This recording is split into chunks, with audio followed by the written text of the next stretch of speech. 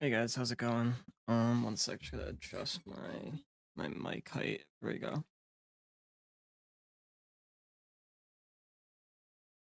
Okay, there we go. See one sec.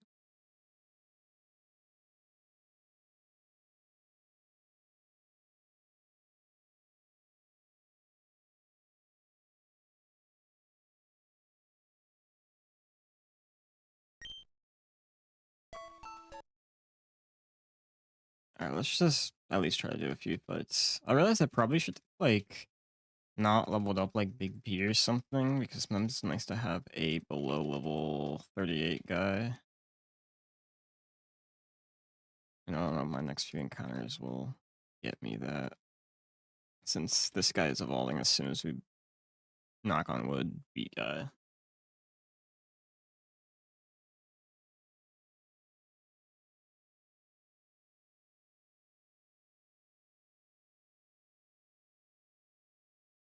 Okay.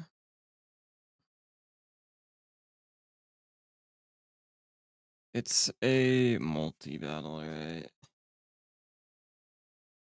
Yeah, multi-battle. So I've got to change it to auto. Yeah, we have one guy that outspeeds that thing.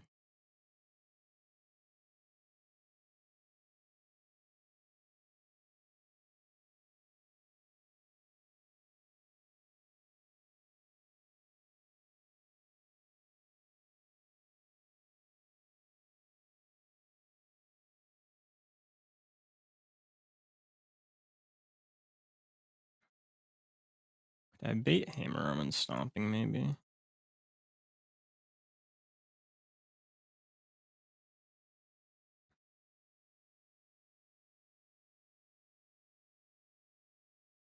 And that baits in Talon.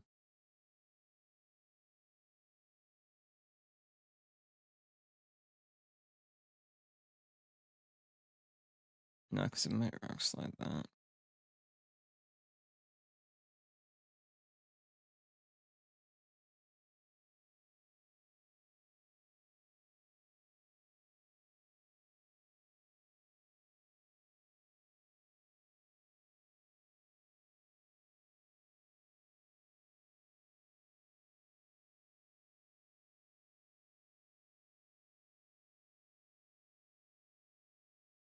And that always brings in that move.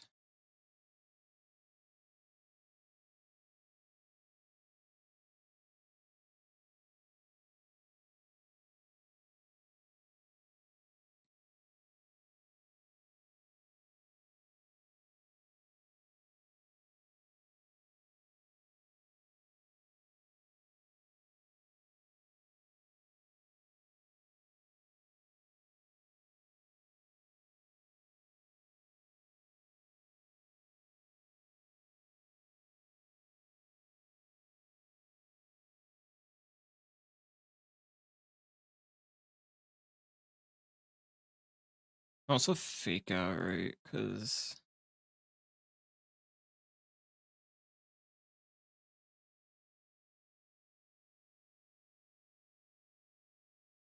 no, it always fake out since it's slower, right? Unless he's killing me and Shao. I mean, unless I fake out first. So if I fake out first,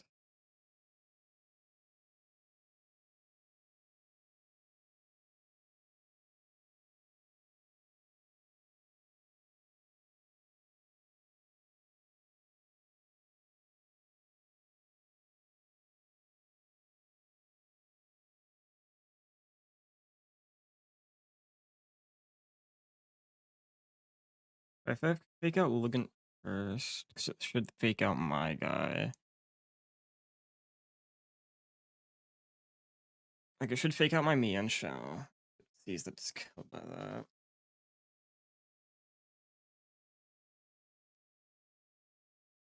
But I'm faster and can fake out that guy.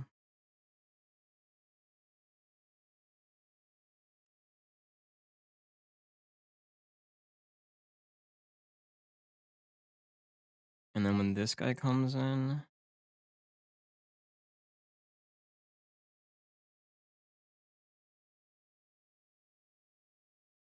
it should be a pitch up. Otherwise, I could just...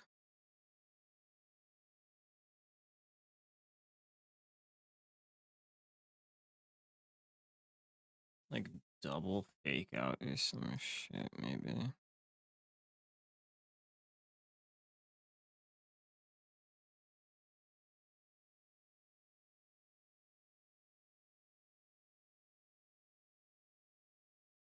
So what's the sucker score?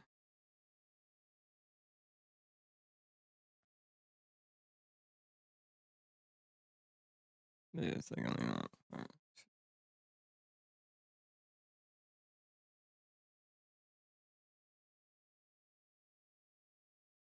think I like the me and shall lead. Other than that, I have to figure it out.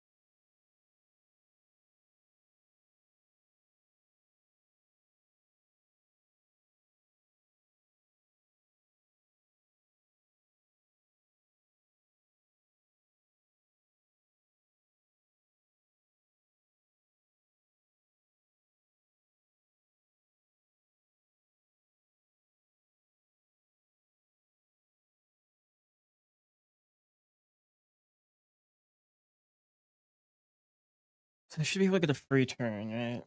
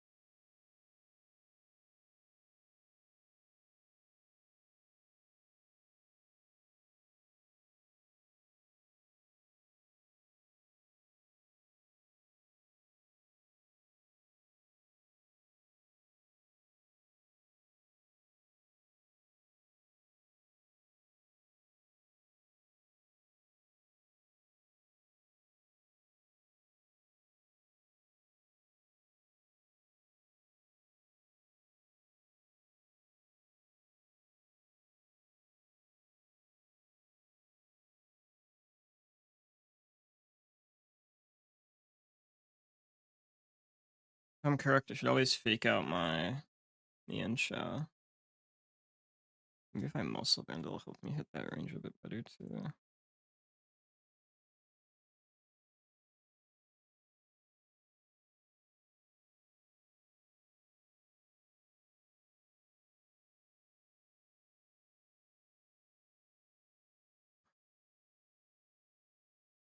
And what if I led this guy with wise glasses? Not even wise glasses. I think vacuum would vacuum wave into that kill. No, I'd have to do wise glasses. Vacuum wave into wise glasses.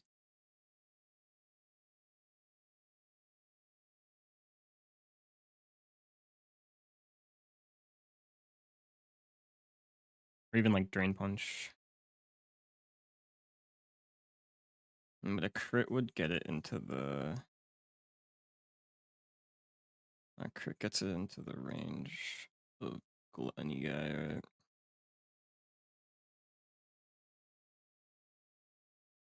So I'd just Aura Sphere, I think, instead.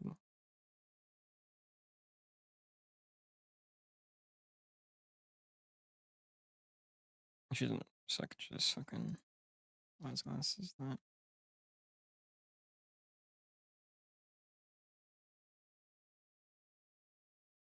And then... I can Drain Punch Kangaskhan on Drain Punch switch.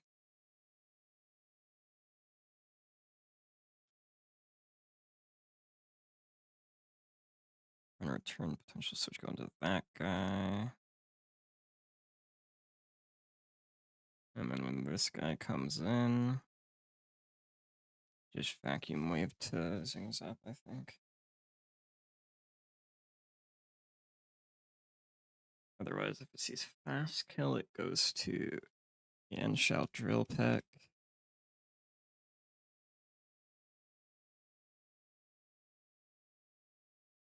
Actually, no, I go into that guy, and then it'll see Yanshao kill that. Those guys do that.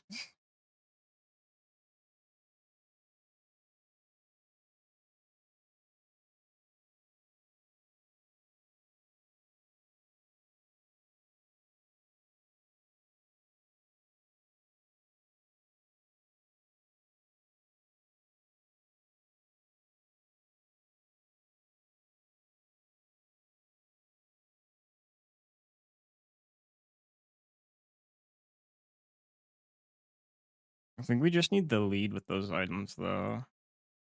Because unless I'm misconsidering something with my understanding of how it works, it should do that. Like I'm expecting it to. Since Kangaskhan should always see that it's slower and gets fast killed by Mienshao, meaning it should fake out that guy.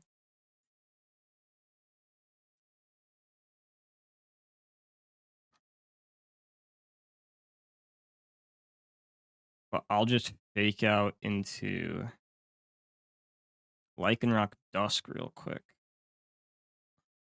You know, because that doesn't always kill with that. There's one last thing I gotta keep in mind. Since Accelerock will go before that.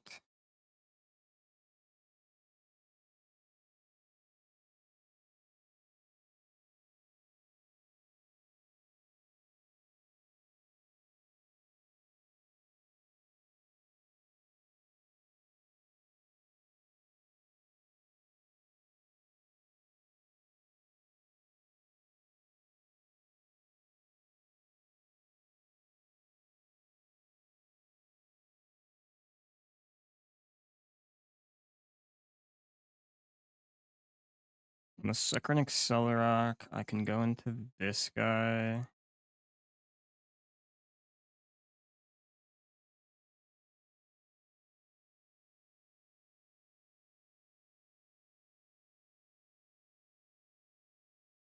Vacuum Wave.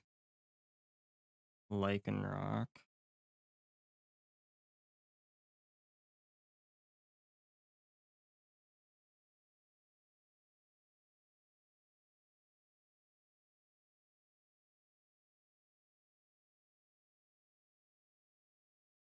U-turn with Togepi D.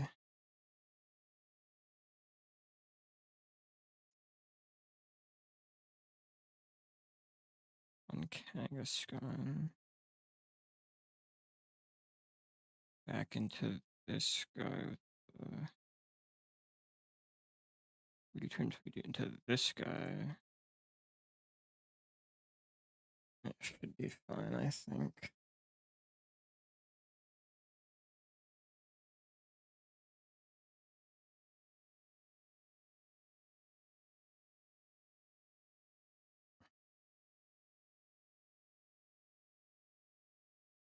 You give a safety chest though to that guy.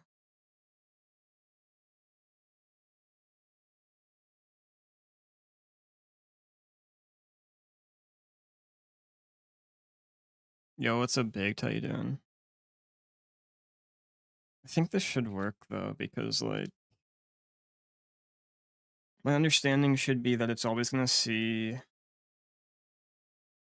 that Mianshao fast kills Kangaskhan, meaning Kangaskhan should always fake out target Mianshao. So I can fake out Lycanroc before it would even go for Accelerock on the guy. I think that's the right play. Because fake out's +3 versus that, I outspeed the Kangaskhan.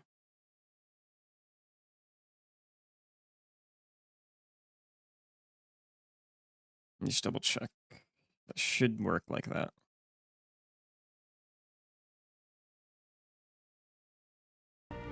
So I should be able to scald this, fake out this, correct?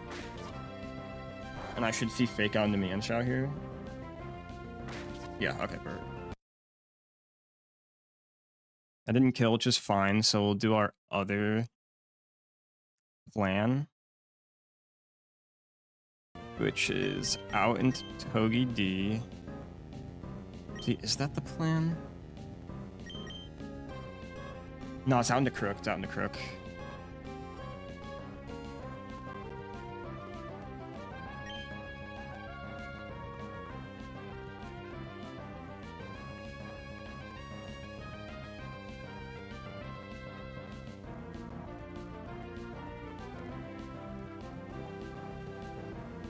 Crook then Togi, I think.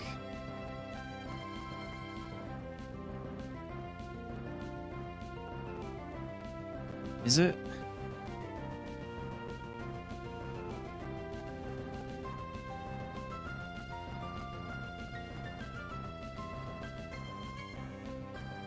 Let me check something.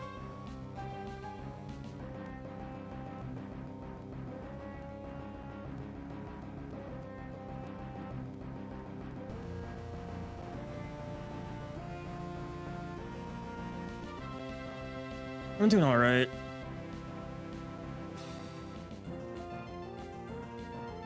It was a rough night, but I'm trying to get through it, do something I want to do, and stuff like that. Let me just double check. Gotta make sure I do this right. We're gonna see Accelerock into Mask slot, and then Sucker Punch into either. No, Sucker Punch into Mianshao slot. So I can do.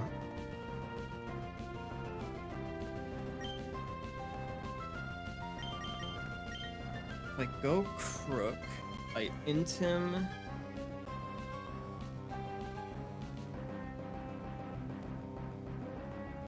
And then let's say I fake out. Victory Bell, how much am I taking from a Hammer Arm? I can live it, I think. I'm kind of dead to crit. I'm dead to crit.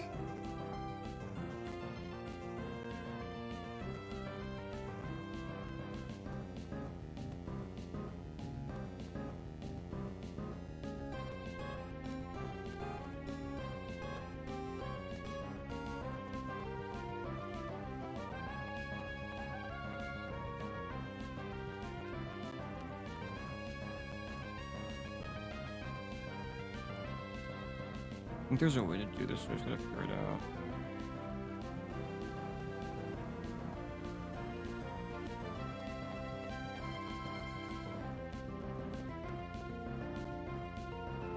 It would probably Hammer Arm like that.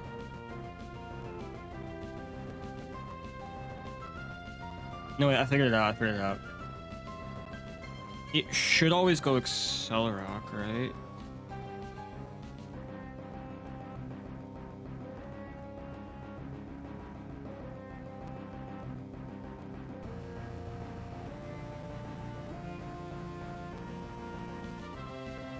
We might not, though.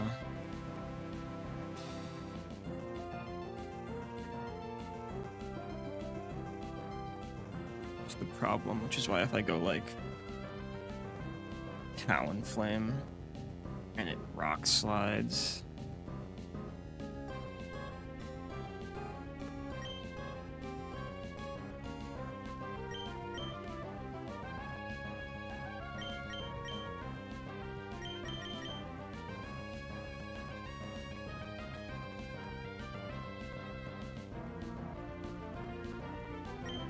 Let's do the Crook then, Togi.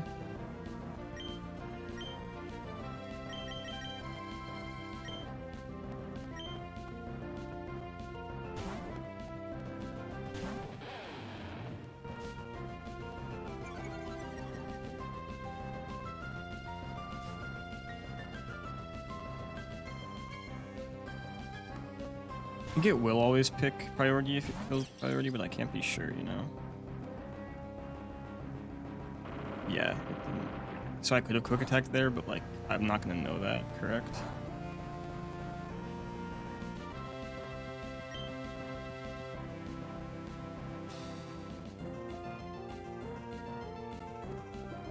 So now, since it's going to Stomping Tantrum, Lycanroc guy, and I'm probably gonna get Hammer Armed on the other one.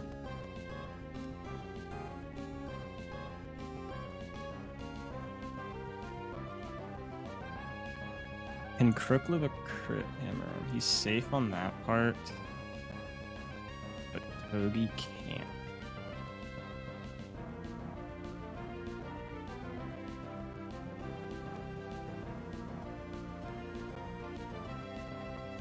It's always gonna be Stomping Tantrum here, so I think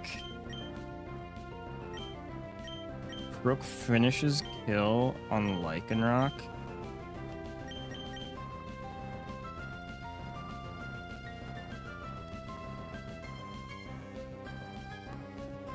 And then we send in Talon.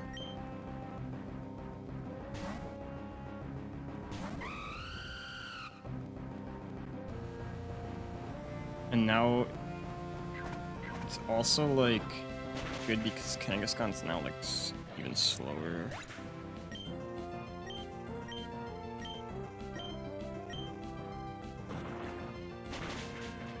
That's the best Hammer Arm target because it now should see Hammer Arm kill on Crook.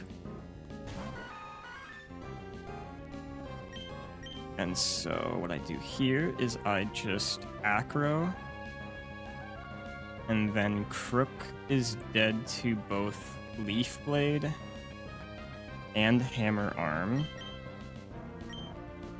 which is Mask.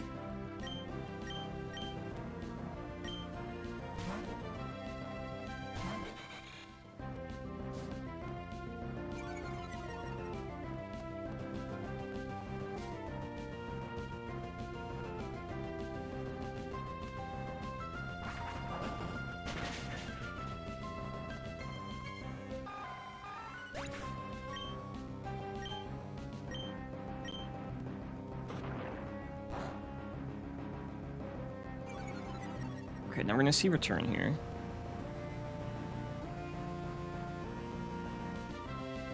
Return crit does a decent amount.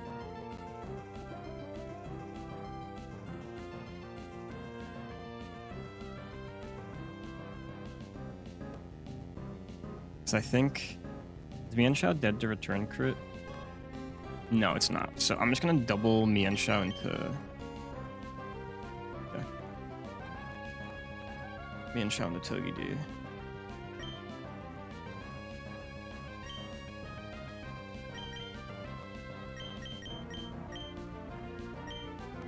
And then it'll be Sucker Punch on Mienshao.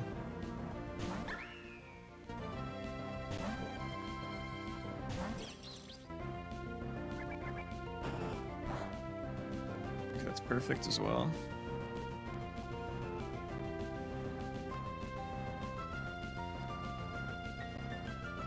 And then what I'll do here is I'm gonna Drain Punch because it kills after Iron Barb's chip. And then when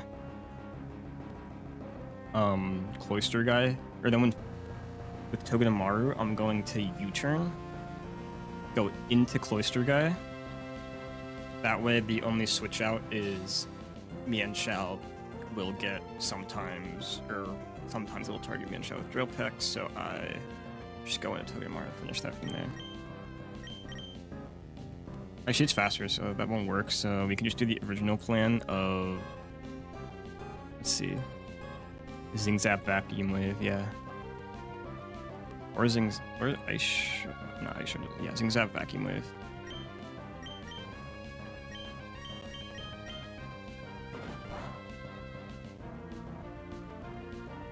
My Togi is faster.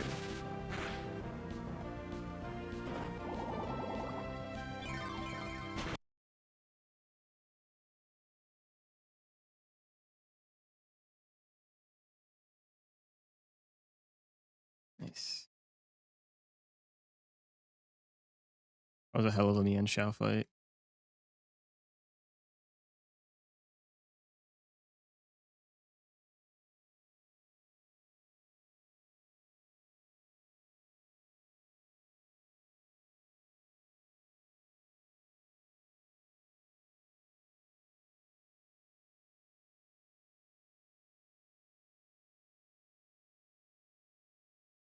I don't think I need to plan much for this fight, to be honest. It's like I'm somehow faster, so I just Drain Punch. I can actually sometimes, that's crazy. It's not going to go into...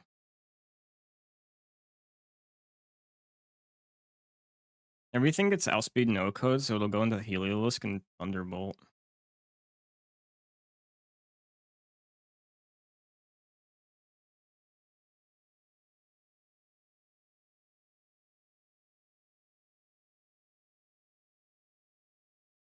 As long as I Muscle Band, it'll do that, right? And so if it T-Volts guy...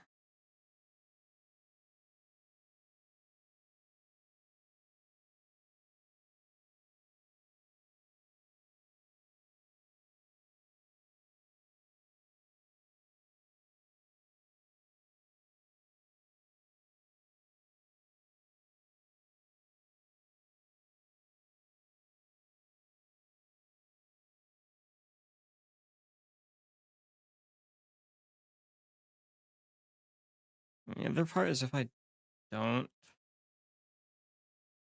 That's gonna like... Go to this guy, I go for Body Slam, right?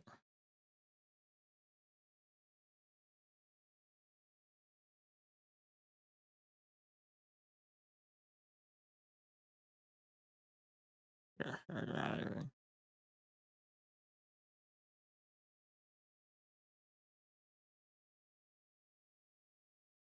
I can also go into Togedemaru. Take out for chip, U-turn out.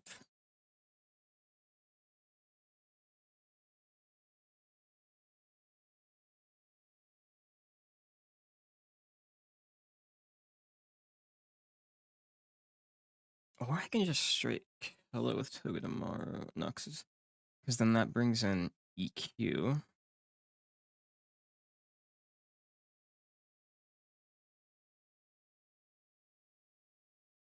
The EQ is very easy to kill. Which would just switch in and get the kill with that. Then baiting in Chatot, who on a set of moves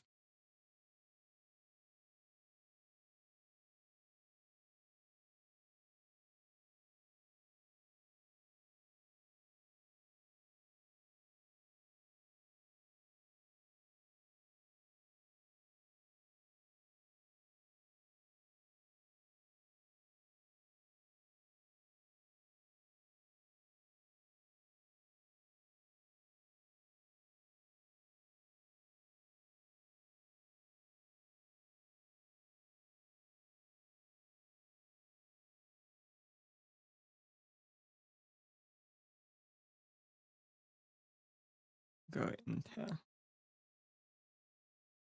Chat or Dreadnought guy.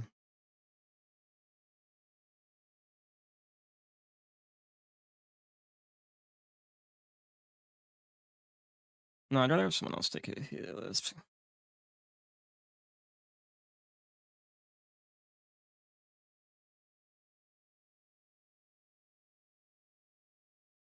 I should have kept Mudshot on Nido Queen, I realized.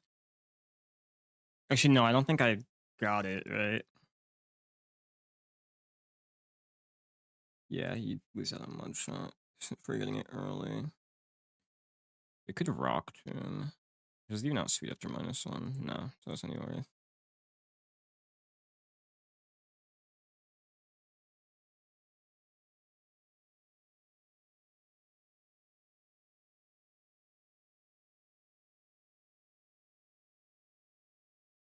See kill that.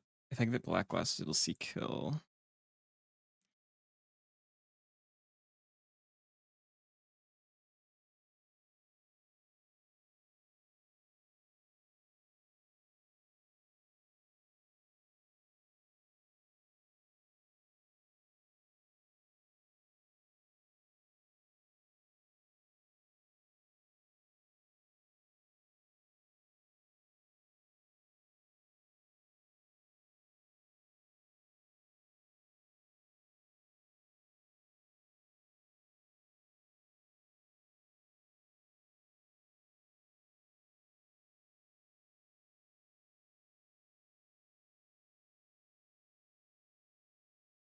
Actually, would I rather, like, I still want to use me in the shell maybe, but what the fuck? Why does that keep showing up like that? Whatever.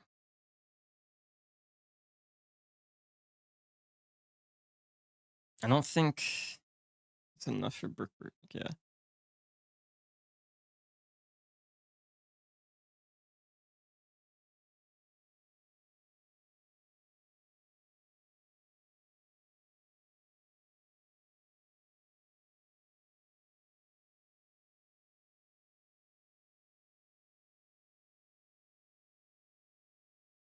I need to muscle in that guy though.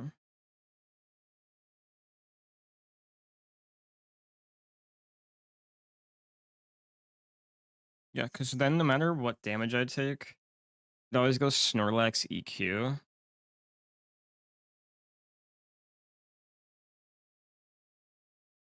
And then on the EQ, I U-turn on the EQ, go into this guy.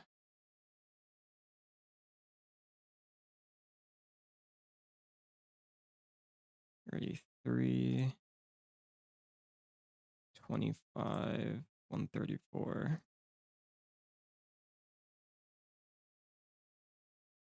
172 divided by 16 is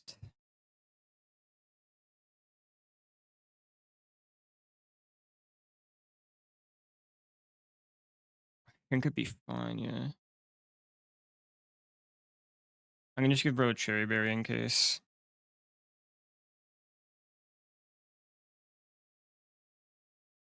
And then that should bring in T-Bolt Hyper Voice.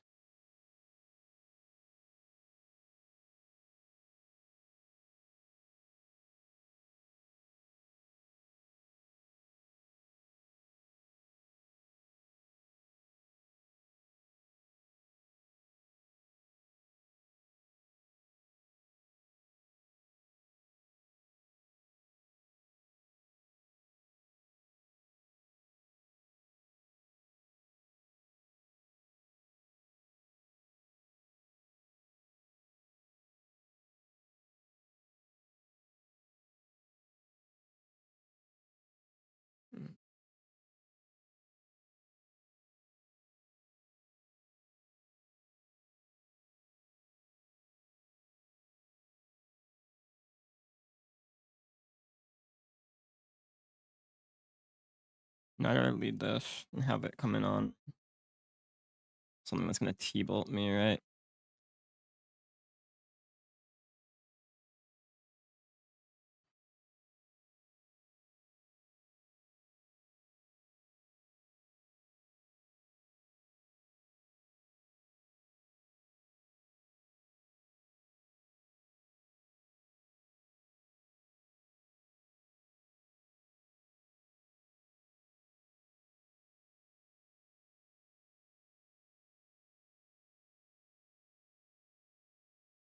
Yes, muscle band.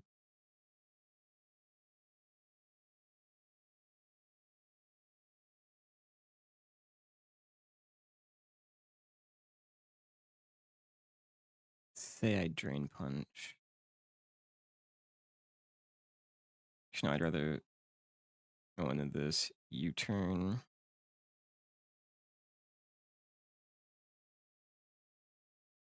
Take out U-turn into Breloom and mock it, and then it should be. I might give Citrus just to make sure I'm always getting Shatter.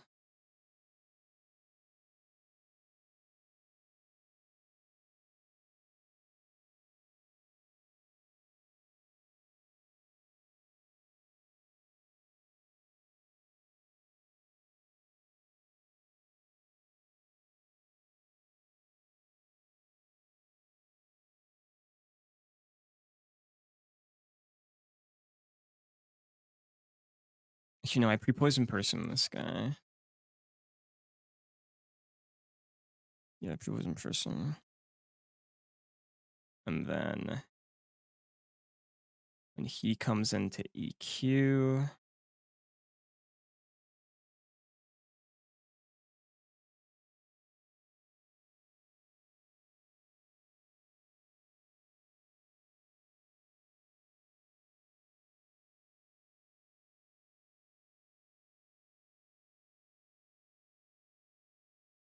going to this guy.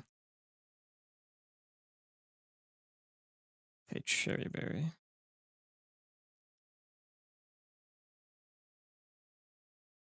Just in case I need some. Okay.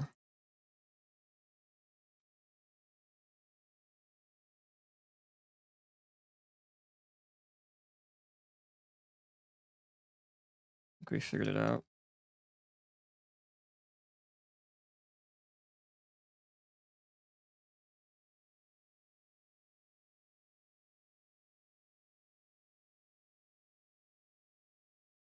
No, not a citrus, cherry berry.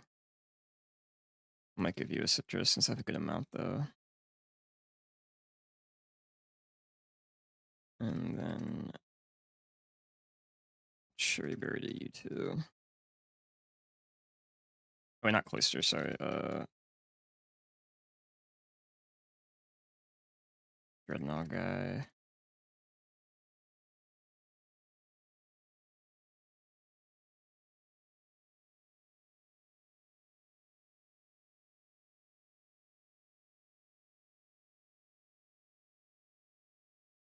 Do I have healing items? I'm gonna need to stock up with some healing items so I can like potion brother up for a bit. So that his poison doesn't go away.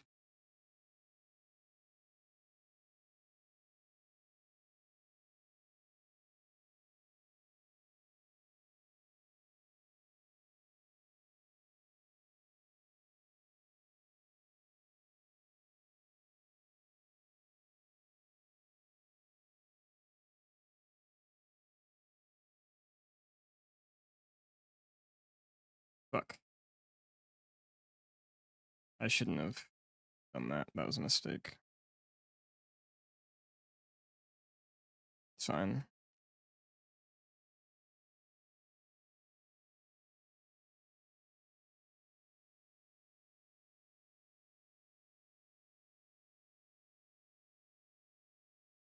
I think that's why you have that. Ooh, that's better than I thought. I mean, it's always going to be chatter, so I can actually use that to my advantage.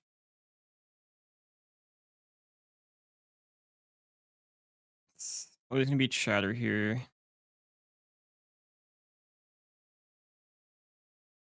So let me pivot into this guy.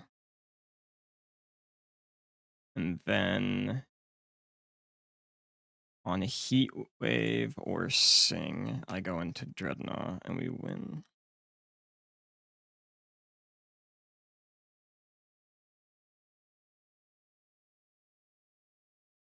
And then this should still be. Yeah, this is EQ. So you go into you with a cherry berry. Because you're built like a goat. And Togedemaru is the goat.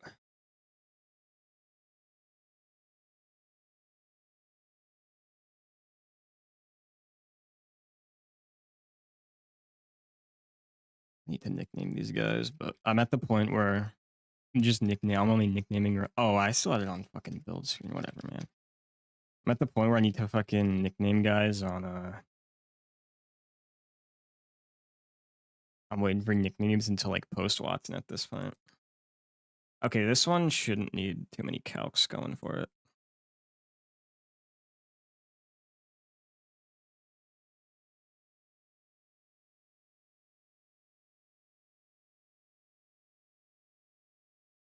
The first time I've actually had a good Mien. Like, I think it's. I mean, I don't get Mien Shao often because your choices are either get it in Dewford, which is really tough to beat, get through Watson if you don't get it like another fighting type, or you get it when you don't want it. But a godlike Mien Shao at this point in the game, in a run that actually could handle it. That dude's putting in work, man. Okay,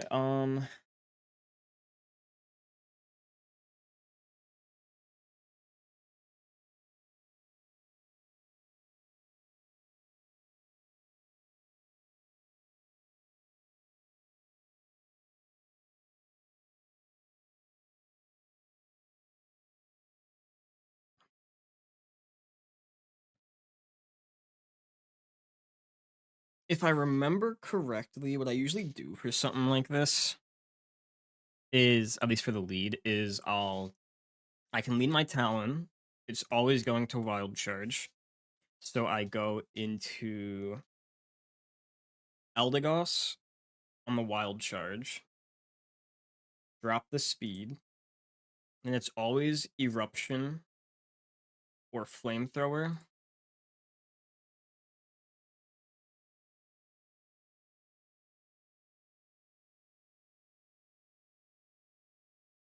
Now the problem. Oh wait, I just pre-poisoned Dreadnought again. Because it doesn't always kill with liquid since it's a minus attack guy. Because like I'm not gonna switch this guy on an eruption, right? So I just pre-poison again and give it. Unfortunately, actually, could Hardstone get the kill? I can give it Hardstone. There we go. That should then bring in. Depends on the damage I take. Could see liquid kill, which is the slight downside, right? Because sometimes it's going to flamethrower this guy.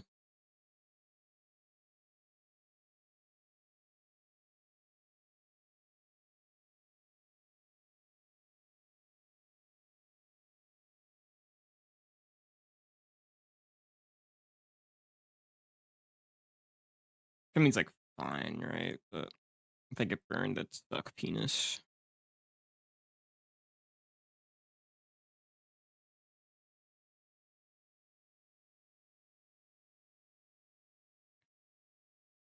Just the two things that are killing at the minus feet are like these two guys, and they can't switch in on. Just once they're on change.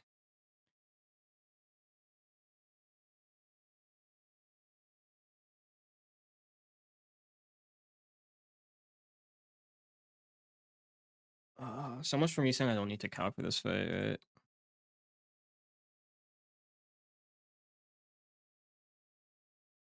Because I can fake out U-turn, that puts it at like 32, 97.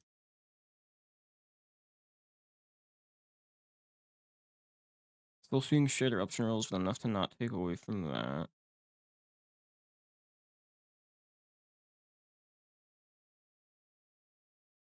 Yeah, there's not really a world for that to make sense, right?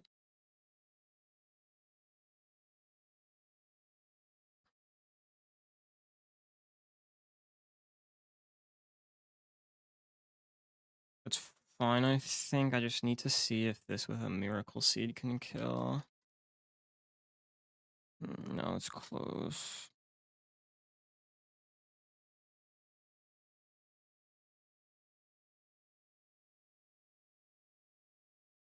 See, not really, alright.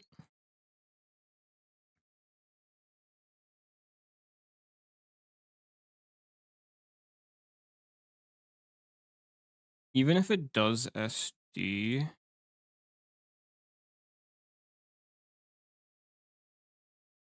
the SD's on Switch. No, that would be a problem, right? Because the scenario where it accidentally baits in for alligator is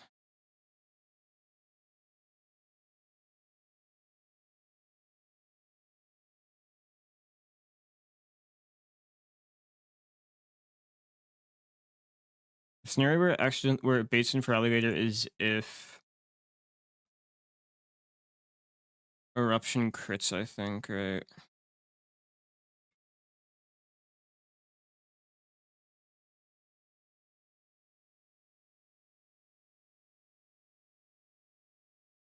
Because poison does 12% per tick. If it does, and I'm also switching in, so should always bring in.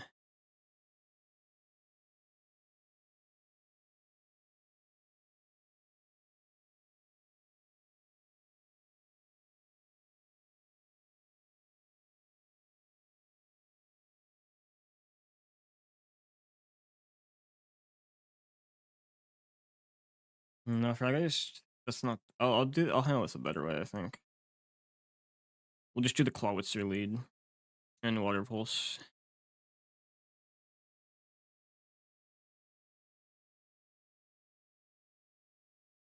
I'll run a Citrus, that way I'm always outside of crunch range and it'll always go for kill with um I won't always go for kills.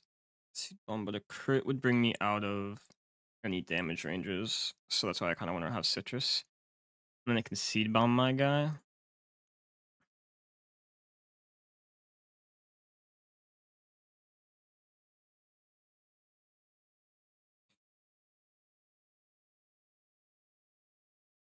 I didn't realize it was slower than that thing. It can seed bombs Togedemaru. I fake out U-turn on EQ into Talon, Acrobatics. Then we're showing Liquidation kill all the time.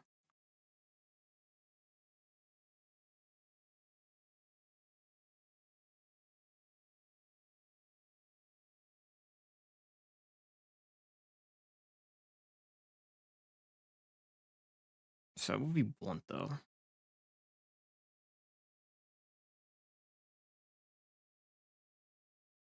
So if we get defense drop. No, it can't defense drop us, so as long as we don't get double crit. We can also Miracle Seed this guy and just Giga Drain.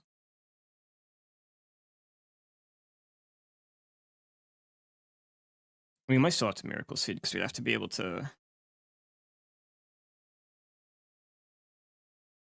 I mean, we have to do like some sort of attacking move because we have to be able to Seed Bomb into Mach Punch, right? So it has to be like Miracle Seed. But as long as like the Mickey thing doesn't happen, guy handles that. And so I think that's fine.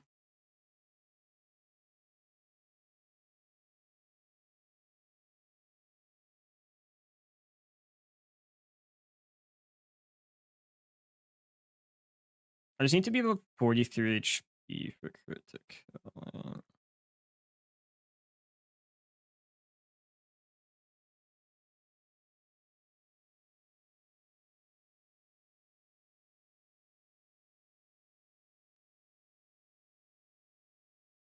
So let me do some maths here. I'm 18 divided by 4. I'm getting 29 health back from the Citrus.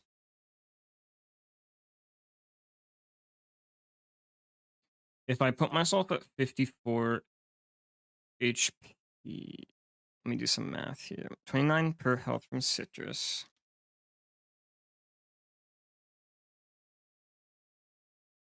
I need to be at 59 for citrus to proc, but in order for it to citrus to proc but always be in seed bomb range, I need to be at 84 HP. So that's 84 minus 29.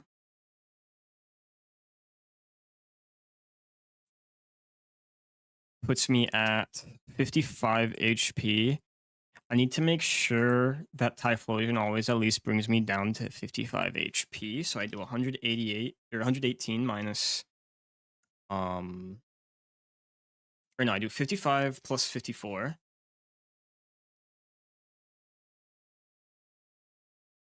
And that's 109. So 109 HP guarantees it sees seed bomb kill. And if it were to crit and do 96,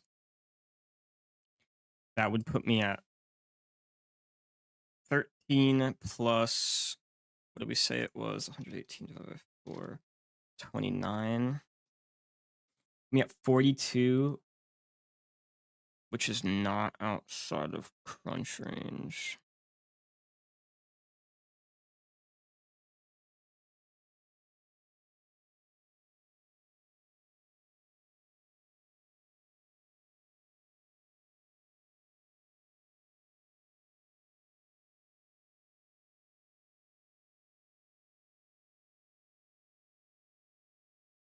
That's fine. We'll just raw citrus then. In the case of it not proccing citrus, it's mostly fine still too. And it shouldn't, even if it sword stances, it's fine because it'll always, yeah, I think I just give it the citrus and don't think about it. I just wanted to see if there was a way I could do that.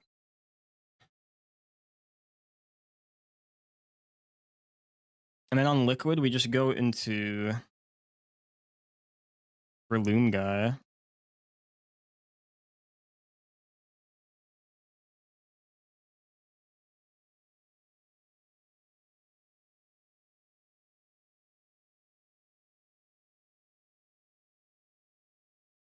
But we still want some backups.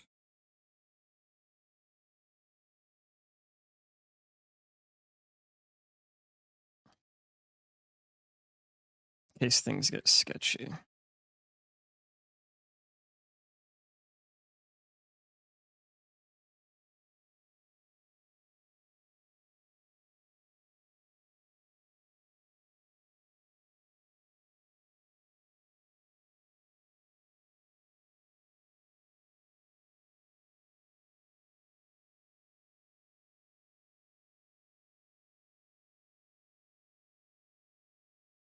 Yeah, Acro always kills after fake out U-turn.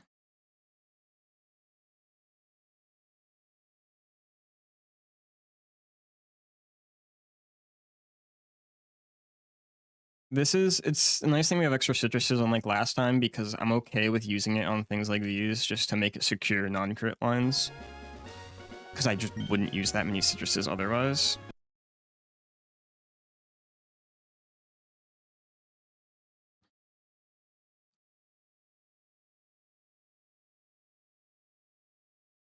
Good thing this guy's a fucking tank too. We got the wild charge line and it didn't proc it. +1, can we get a +1 citrus? Let's fucking go, man. +1 citrus. Seed bomb into Togedemaru.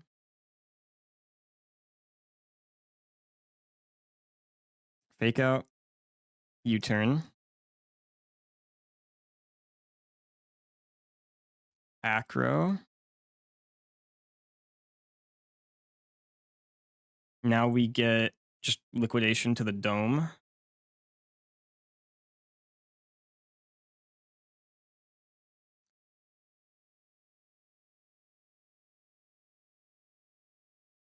Holy, get poisoned. And now we're fine because we live any crit, non-crit thing. Crit max is 61, and we can kill with Mach Punch. But I mean, Poison Tick's gonna kill it. W.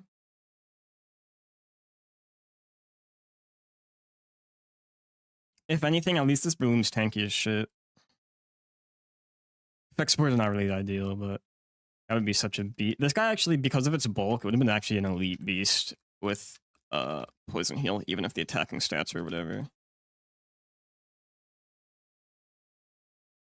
I could have worry suited, but I think that actually would have hurt me more because liquidation's really annoying to play around when you have to think about the stat drop.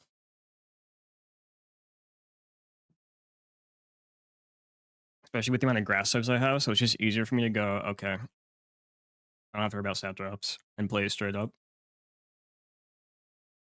Alright, now here is an annoying double battle fight. We have two annoying double battle fights.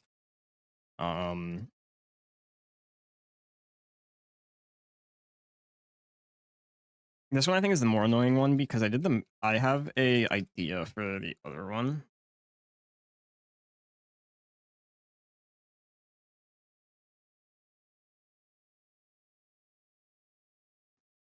I'm faster than Crabominable, which is important if I do lead go for this thing. However, things that can kill this. I don't have anything that can one-shot both guys, I believe, just with the team I have. Since I'm not, funny guy, right? And also, since a minus attack, never melt ice isn't gonna do the job. So I need to get a decent amount of turns out of this, right?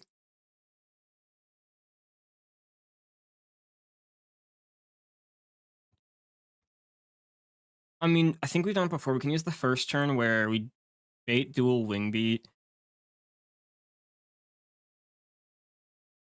So we can get chip and we bait like ice punch. Because then what that allows us to do is, let's see here. How much does this do? 80.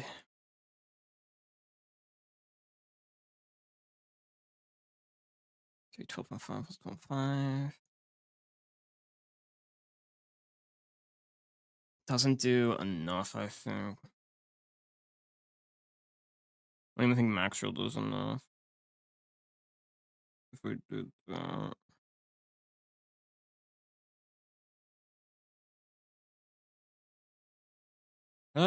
Octiller guy.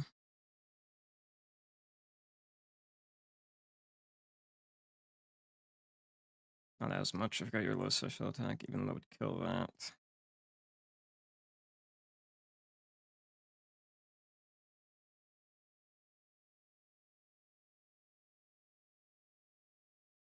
I don't have meaningful HP ice guys, which is fine when that happens.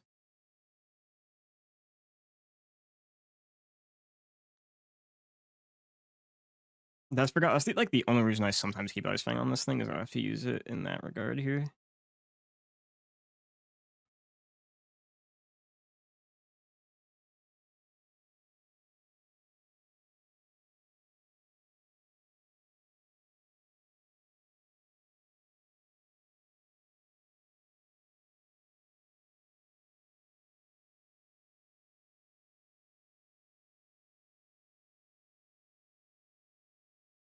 Instead, maybe I use it as I would. I still use it because it's easy to kind of draw bait into the next thing too, and like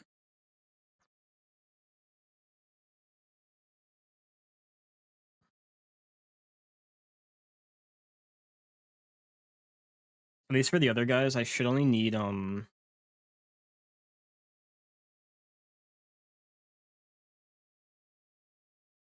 I should only need Lilligan and Crab guy, right?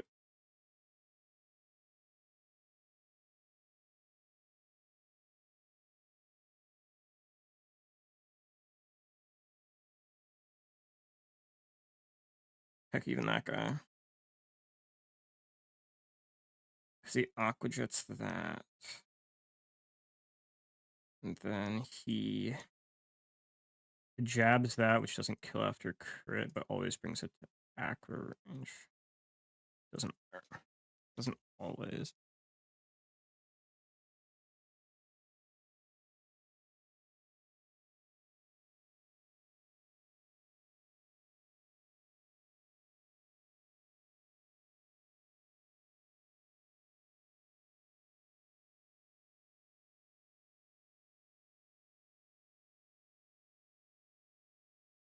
But yeah, one of them can like do the job there.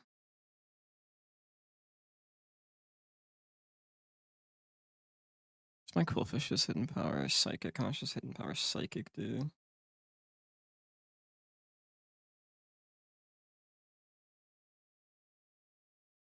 Holy shit, he's ass.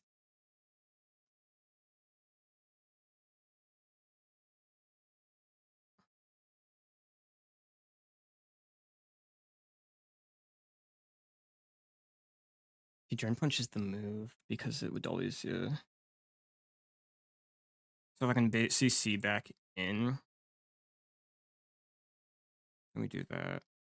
Okay, I'm gonna feed the cat, and then I'm gonna see how I need to set up the beginning turns to do that because I think I have the combo.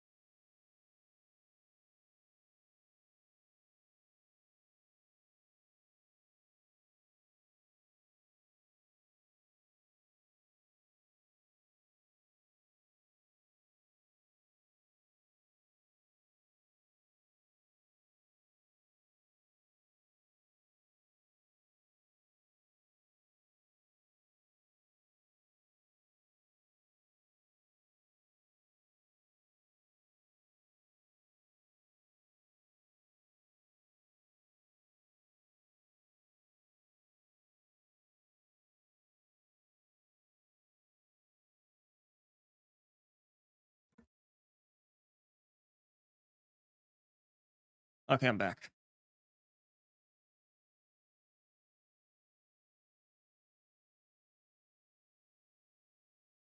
All right, let me think about the order for this. You're actually Parasect could enter the fight since it can bait dual wing beat and ice beam with little like very little setting up.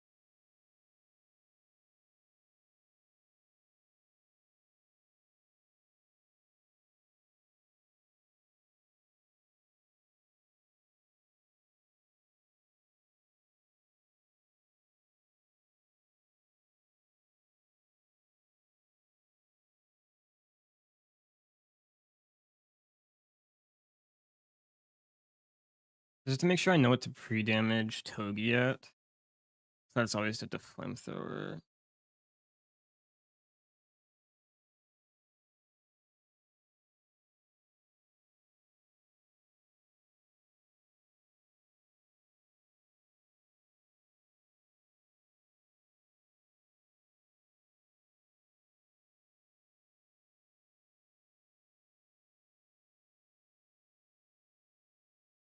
I don't know if you can switch into flamethrower and CC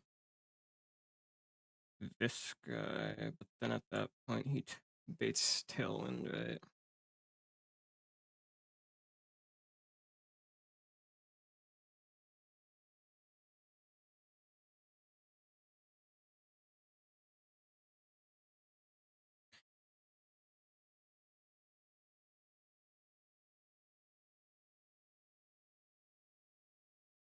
So I need a slower guy that eats a flamethrower and a CC.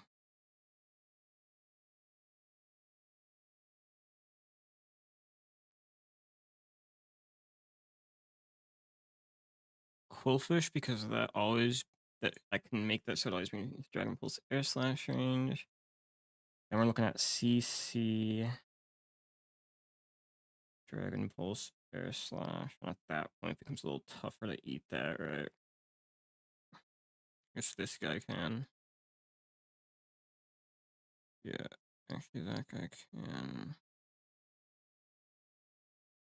And the question of what I'm switching into is a bit awkward. I guess Ice Punch Crab Hammer, you lose with that. I'm gonna try to. And it would always see CC under that guy.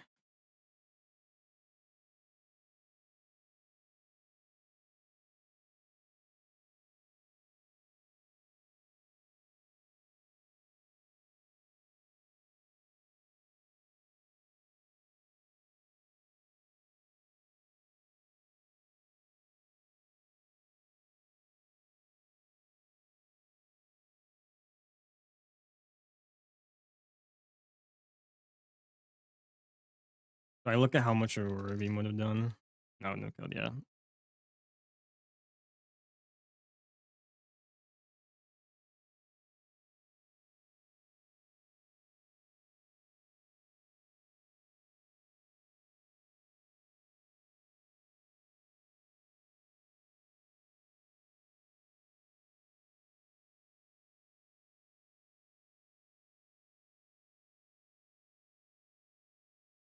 Actually, maybe.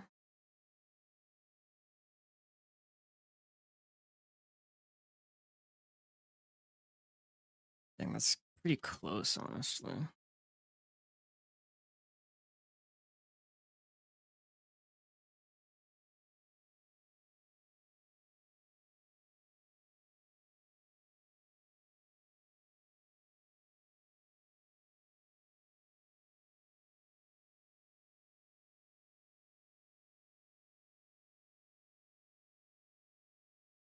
Maybe I could do an Ice Punch thing. It's easier to have the 2-hit KO be on Crobat.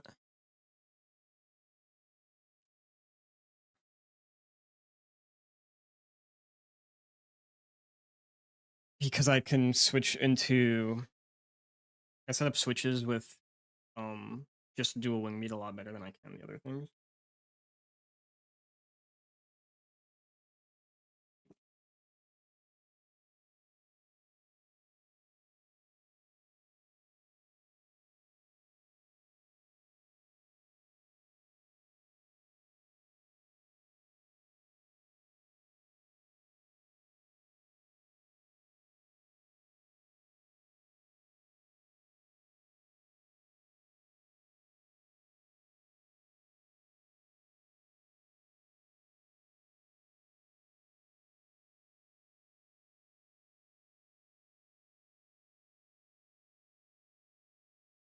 Sorry, this is taking a bit. I just want, because like, there's candidates for the lead. This guy,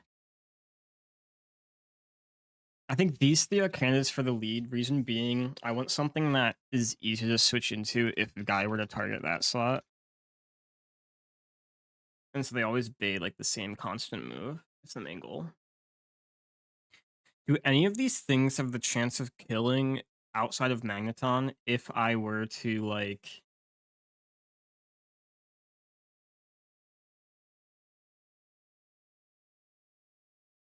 do any of these have the chance of killing if I were to, like, Actually, no, not Magneton. Disqualify Magneton because I don't want to... No, everyone used to be one shot. It's way more of a pain to deal with. But these two, I think.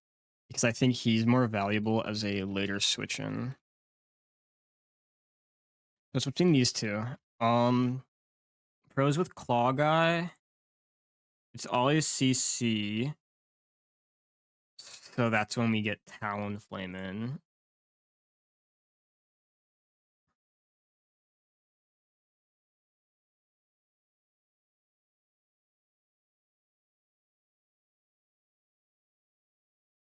Even then, I don't know if I want to switch Talonflame on the move.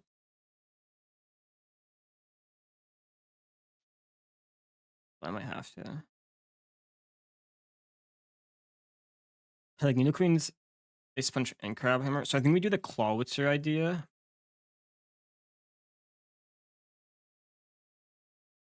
Would it also protect first turn? Does that have a chance of protecting first turn? I have to check that.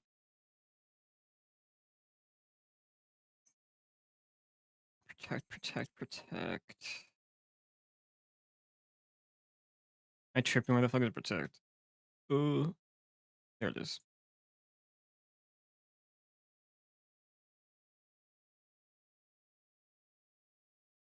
No, it would never protect over seeing fast kill. Actually, it will never protect over seeing kills, so it's easy to kind of gauge.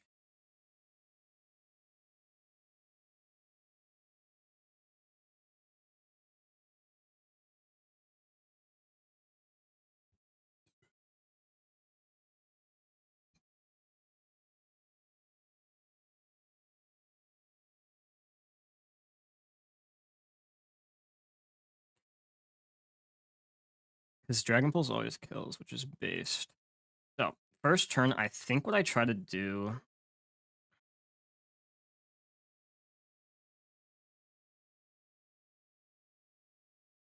My Wise Glasses would...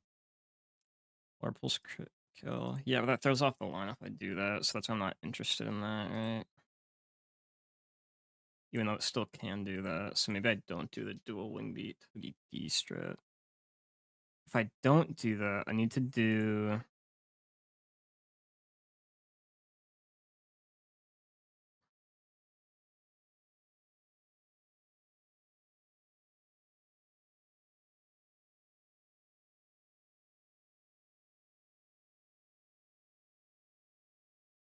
My best dual wing beat baiters. Inshell baits dual wing beat and CC if I parrot it.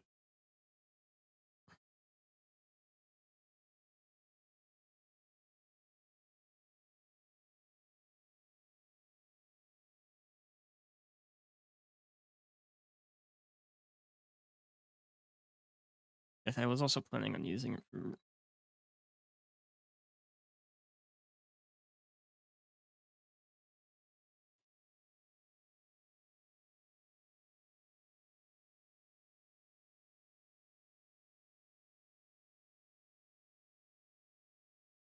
I might not need to pair it because it's always going to target Mienshao slow kill over anything else.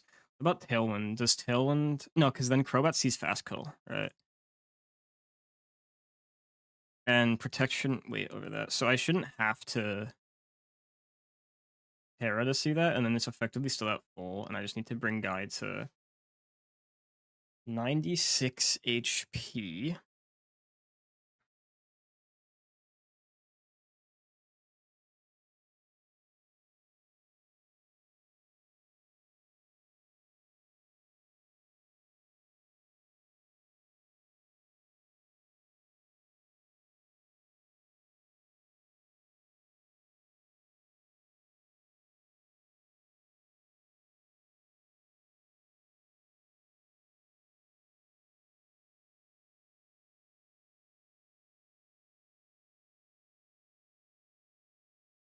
Now, how do I set up his HP so that he's always setting up?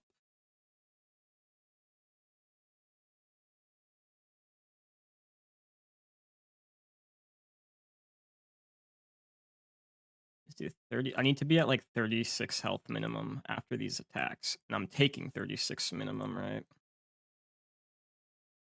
But if they crit my ass, if they double crit my ass, that's when we have a problem, right?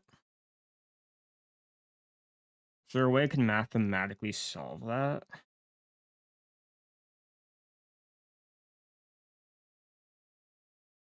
Or do I just say we risk double crit?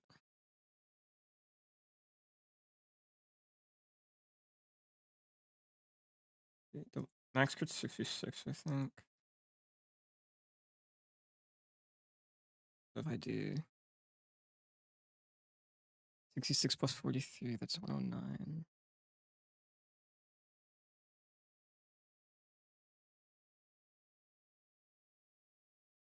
It does bring random move if that's the case, though, huh?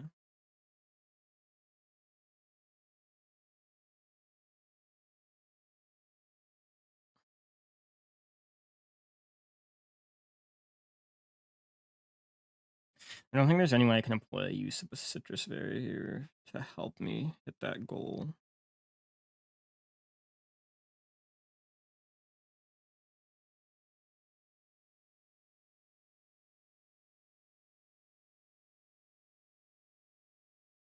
Because then otherwise, trying to hit that ice punch roll is like the only other thing I can think of.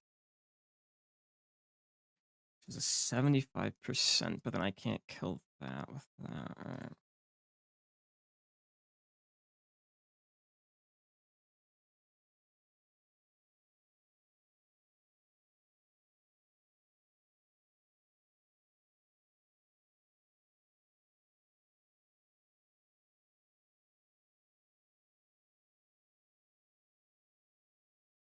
I guess, I mean, look, what things can one-shot this? See, what things do more than... Has to be more than 80%, right? Which is definitely a really tough bar to clear.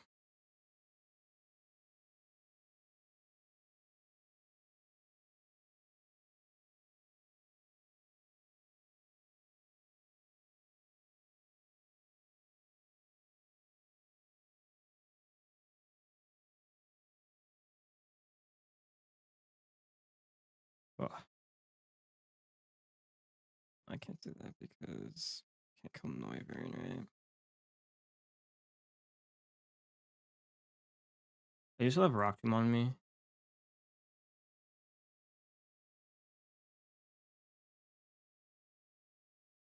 I don't know if that can make a difference some way. I don't think Crook gets fangs, but they're through level up, right? Or relearn.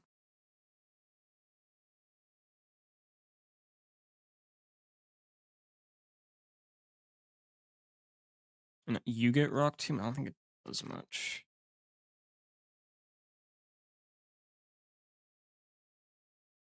Actually, let me see something. So I can reteach Poison Jab. Does Muscle Band let me always kill with Ice Punch? No, fuck. So I have to never melt ice. I don't think I outspeed that thing at -1, right? Yep.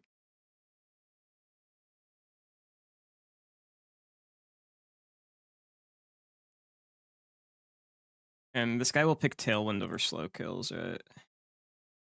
50-50.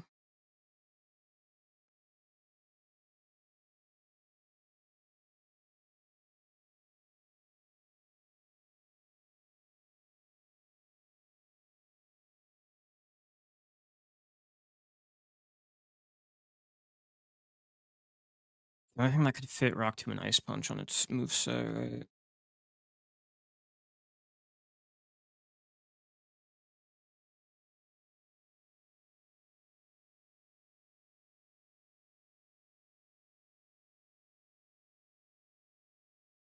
I probably should just get my Ruster for it. One of those guys could help here for pivots.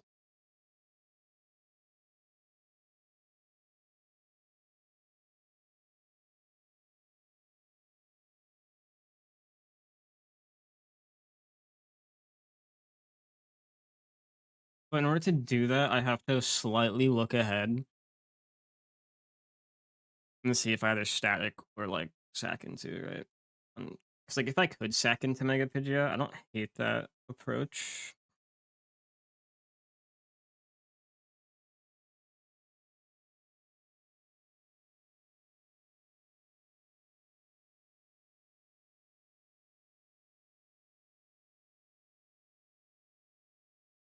Could sack into, it's not the worst. But let me quickly look ahead to Mega Pidgeot on Norman and see if I can sack into any guy on. Like have anyone like somewhat kill if they sack into. Like, how do you look with Discharge? I mean, it's not horrible. It's like I risk double crit basically, depending on what the roll of crit is.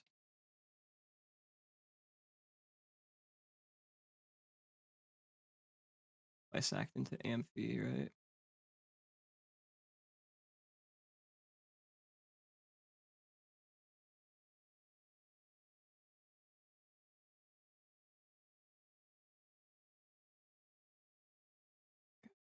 The fucking dead. Like, who would I sack into if I did that?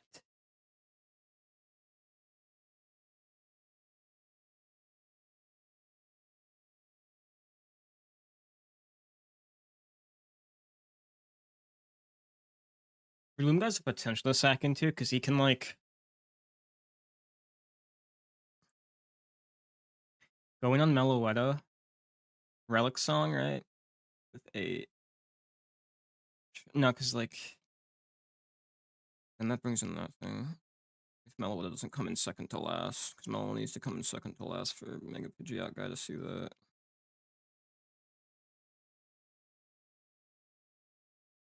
If I can figure out how to provide value there. Do that for this. I think Daresby can be handled with most of our guys.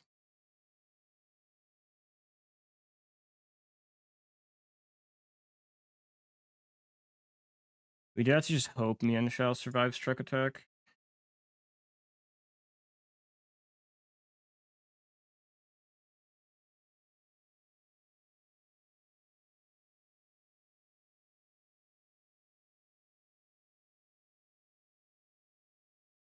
Or like falls out. If he like I just have to hope that he wouldn't get hit by Truck Attack and Obi gets parried. And then he can theoretically help out if we get in on like a I can't really help. Depending on my health, if it's like a foul, if I'm like full, it's going into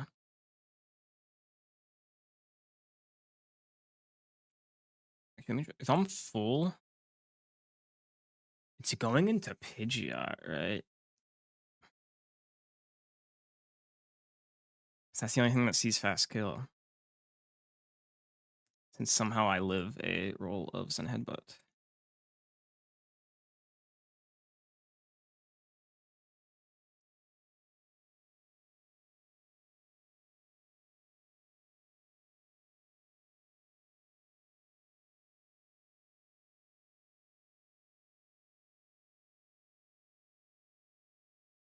That's when I just have to sack guy into it. Which sucks because I can't even chip it all a bit. So if I did get chip, I could always just Wise Glasses and Discharge kill if I got chip off.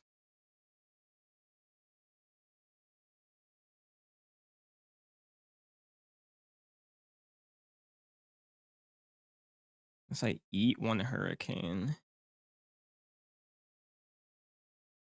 And then on Heat Wave. Nah, because Brilliant's fucking murked by Heat Wave. That's kind of crazy.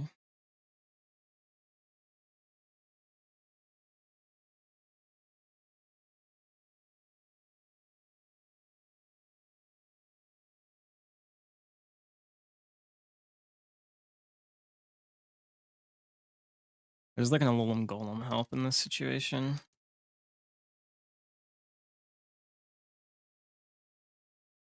At 42. And he's still pretty often a sack into guy, right?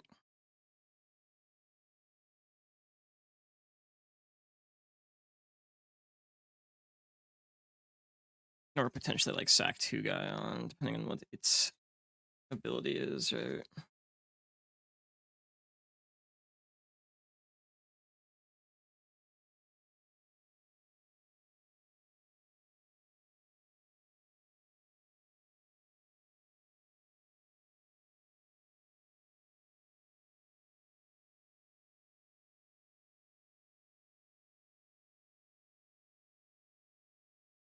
So like the value for what a few of these guys provide is very similar at the end of the day.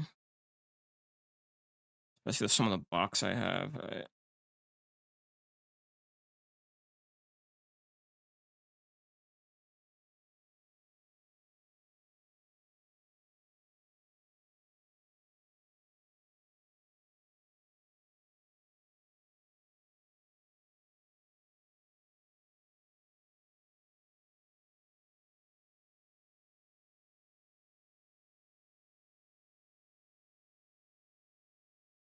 They're not all horrible sacking the guy. He's my only rock slider though. Which is why I'm like not ready to get rid of him yet.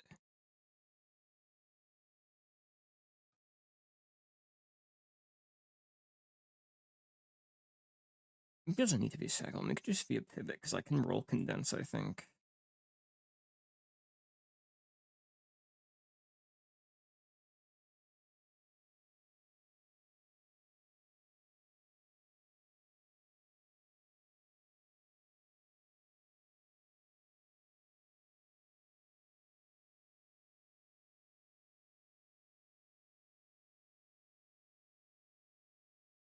I guess I go and sack you to mock. Let me do that. That brings in that guy.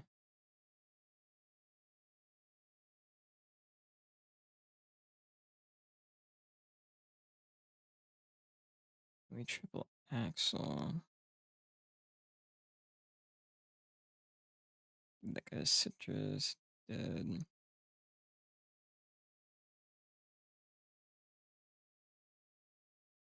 Brings in that, I think. I get awkward. When you come in, you're gonna want a relic song.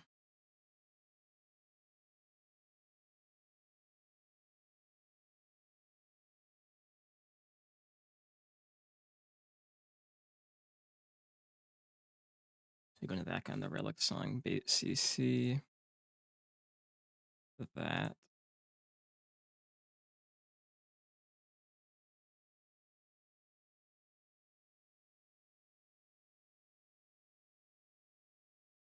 And we have to dodge a crit at that point, right?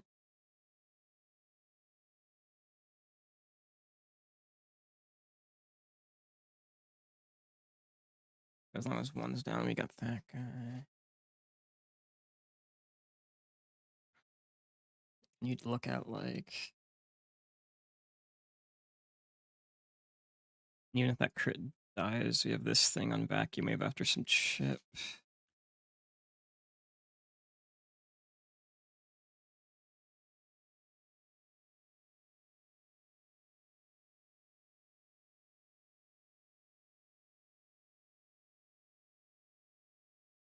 So like I theoretically, no, I'd be just one team slot short, I think.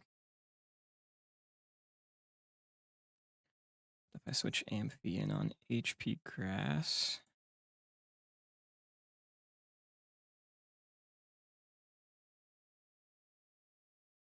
And then I like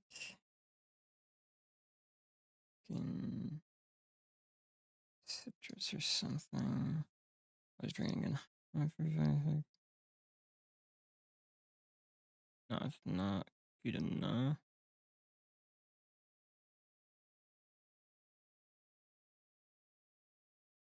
So you just need to raw sack that guy, right?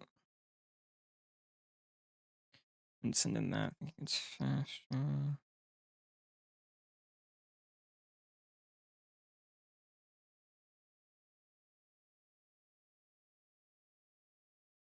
So if I sack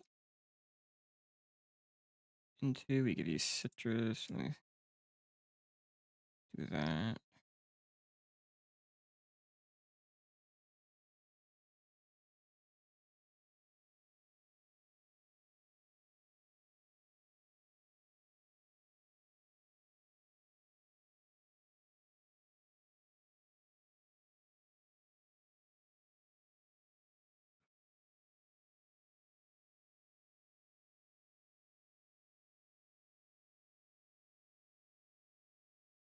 And if I think I'm dead to another, depending on like what the ranges were, could just risk. Like if it does the thing where like some rolls kill because it didn't do full amount, I can go to this guy fake out worse here.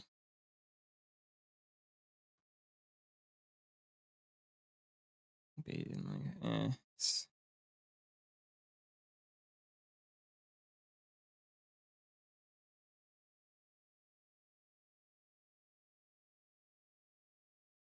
we definitely still have to sack into a guy, but at least with Golem it's like easier, right?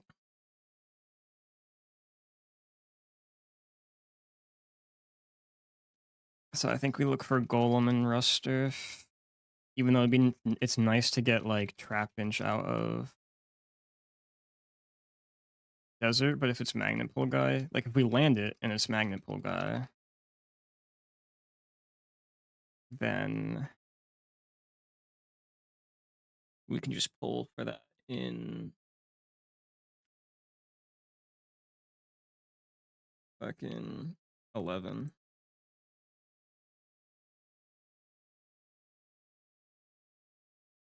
So it's not the worst outcome. I think we do it.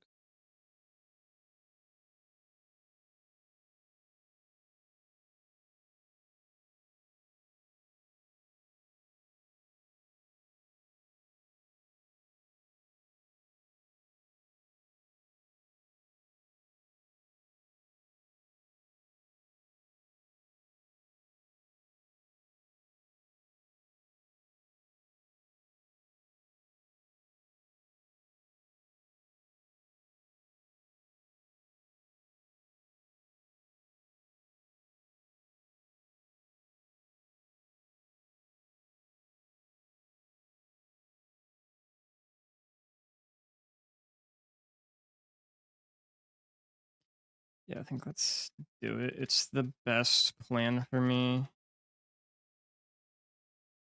Ensure I get one of those guys here that can help me. Even though like most of the table is way better to get as raw.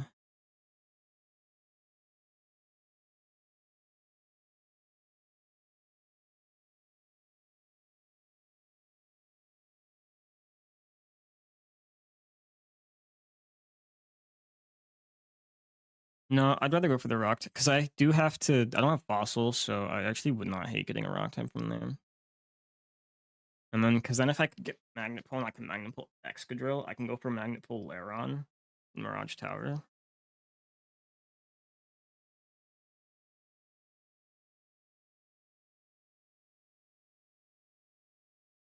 Well, I think we should do it.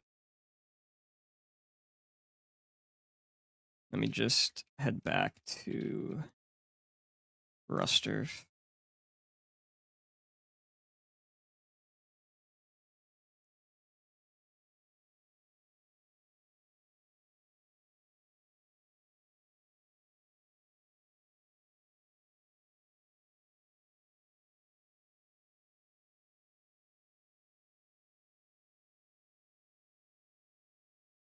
It's weird to do that on this, but this is my best option, I think.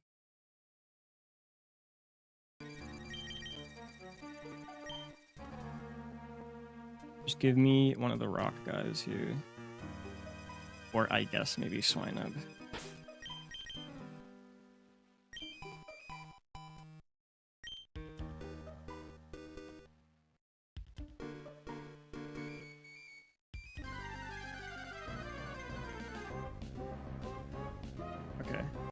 landed that. Just out of necessity more than anything.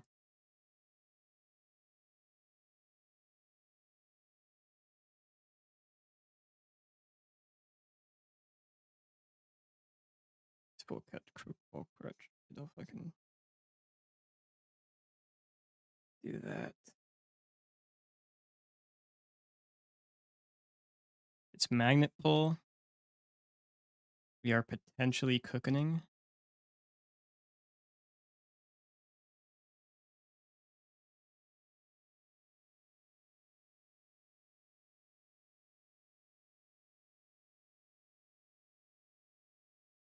That's really good.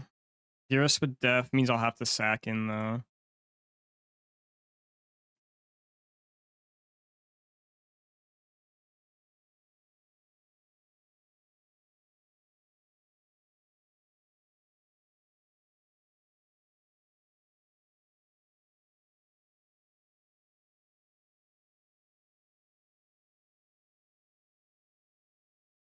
Missing magnet pull on both of those guys is brutal though.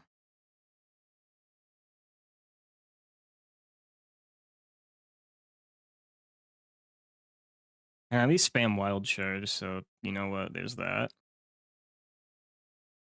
This thing doesn't evolve until level 40. It's also a boomer. As in explosion.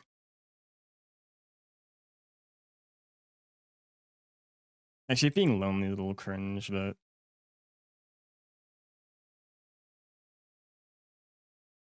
I don't know if it can avoid crit on Mega Pidge guy. We'll see though.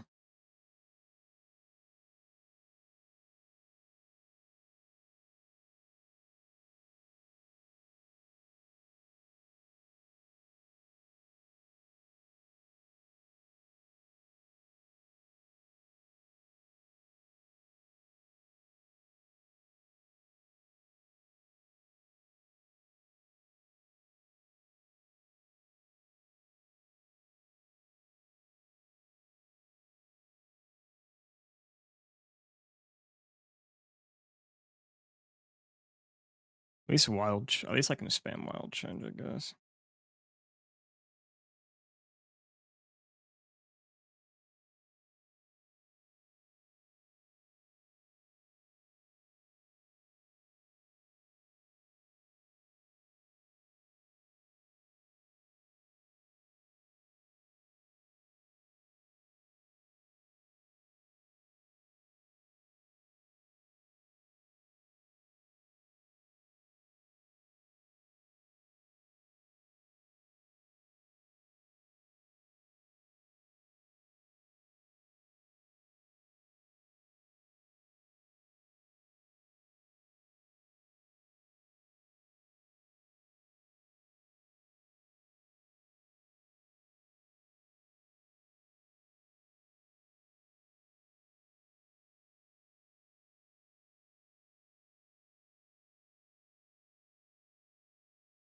Alright, let's see if this guy can even do his fucking job. I know he can kill with wild charge on the Mega Pidgeot if I potentially like sack in, but it always dies to crit HP grass. Wonderful.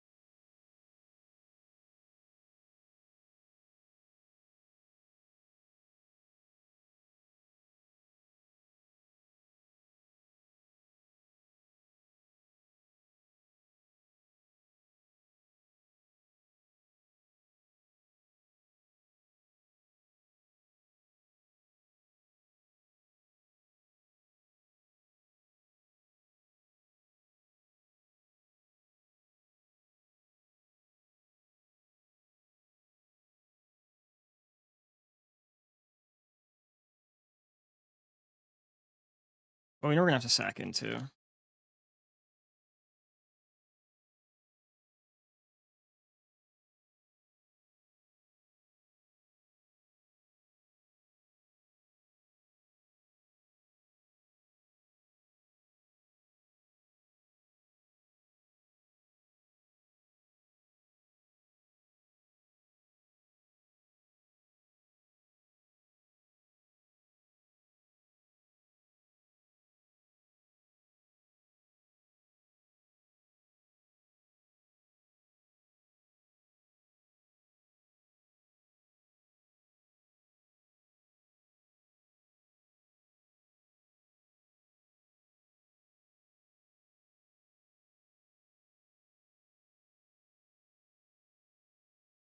Spaghetti doesn't start on that either, so.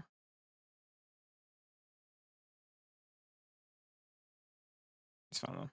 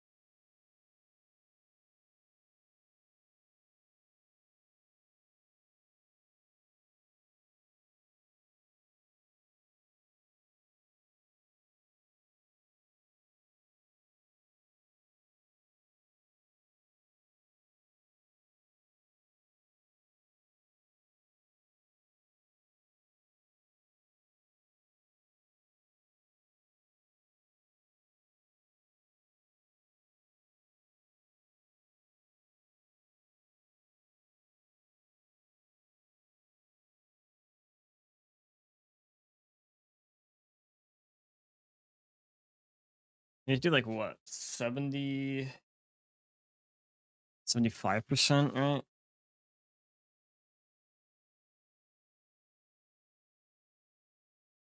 To always kill after the strat with that. So it's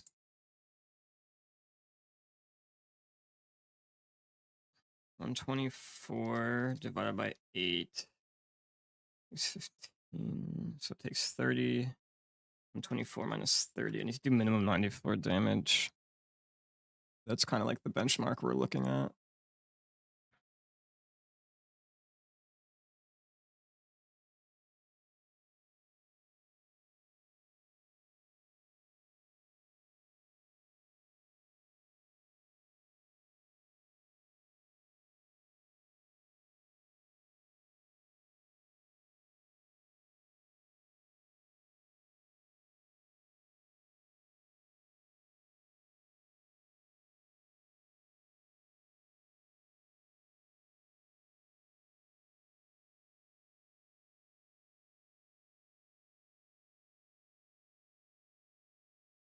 This never doing in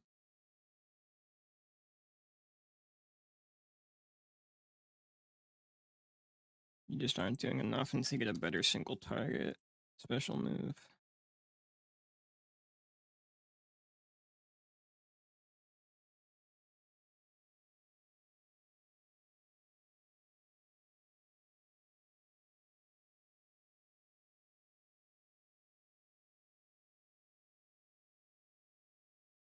And the only guy that can is needed to actually chip it in the first place.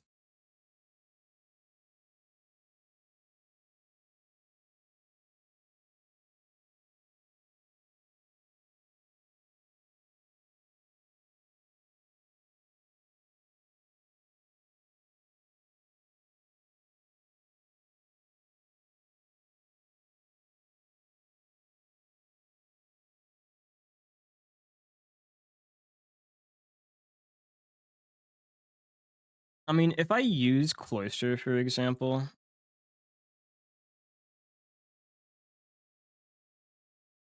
I can use the fact that I can always Ice Shard on the second turn to, like, just set up the Noivern one easier.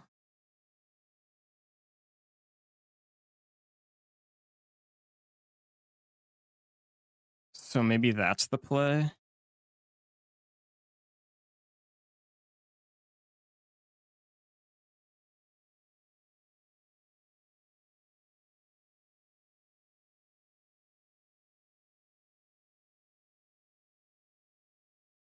I can't always kill, so... Or Never Melt Ice doesn't allow the kill to really have a good bet, so I can't rely on that part.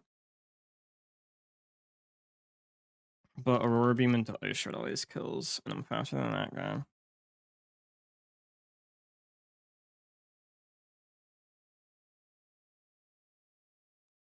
So the first turn...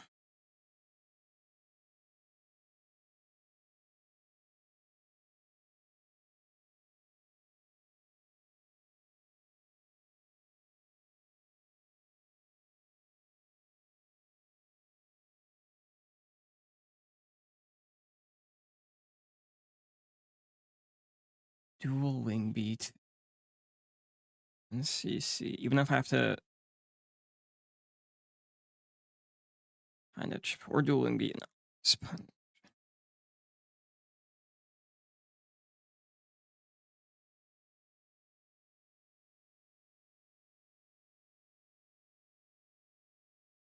Main problem with that is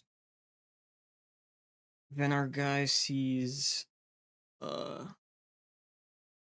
there'd be chimes where it kills, right?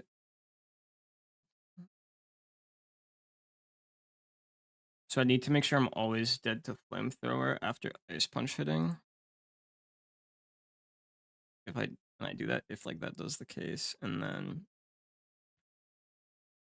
I can bait CC or Crab Hammer.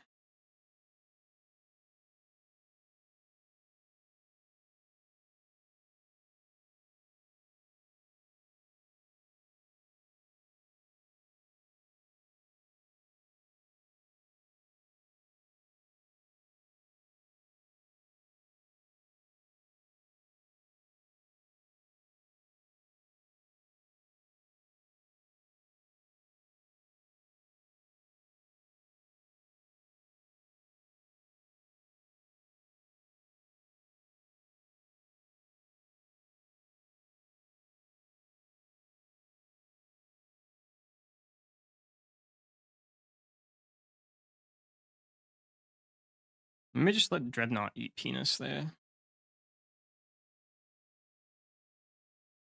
And then I'm gonna have to do a close combat switch.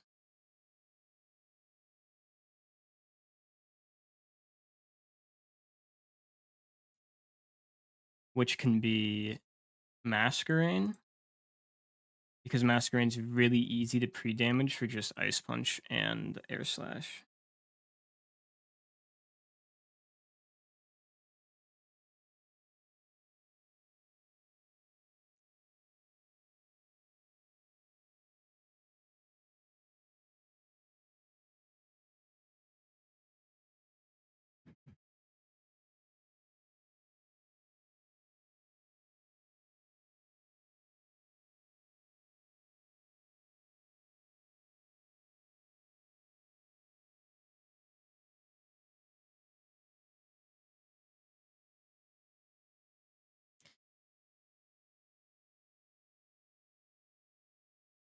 We're looking for baiting dual Wing Beat and Ice Punch at 104 HP. Because close combat will never kill this guy. I forgot both being slower.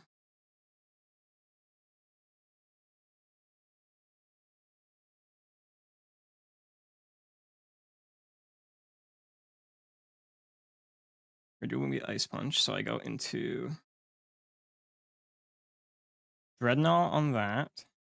Doesn't matter how much I'm telegraphing from Abominable, since it'll obviously CC, and I'm killing with Ice Shard on that turn.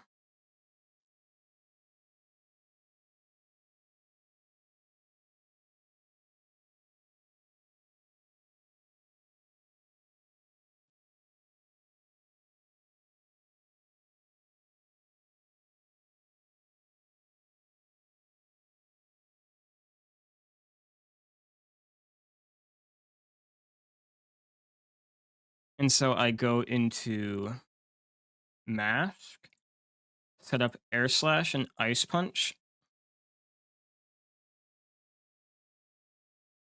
Just how you go back into that guy. And then after all those CCs, even just one, it'll be dead to Ironhead. So I can kill and go into this guy at that point. And then we're fragging both every turn.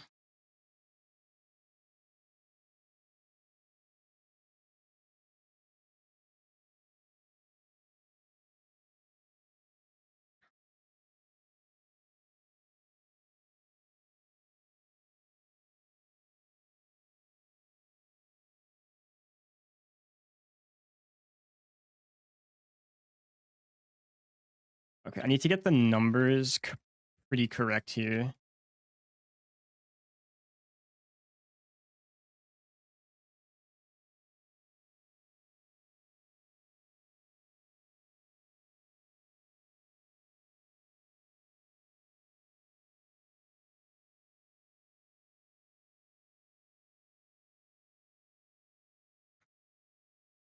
First off, Lilligant needs to be at 104 HP.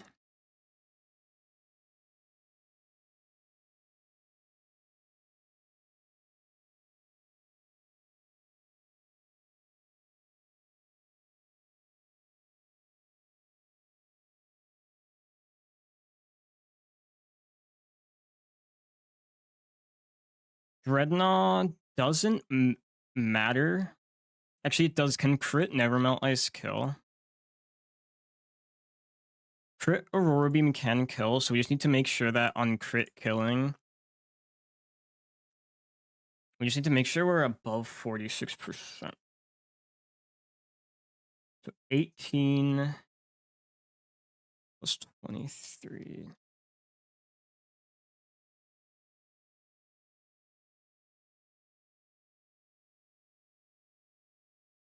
I'm doing 41 damage. Dragon Pulse is 41 plus 46. 87. Can crit Ice Punch 41. Okay, we're good. We just put Dreadnought 86 or 87 HP. That way, in case of Aurora Beam critting, we're still baiting an attacking move from Dreadnought. Right? Get 46 HP. 23. And crit does 32. It's 41. Yeah. It'd mean we'd bait like true random move at that point, but it's best case. If it is true random move, though.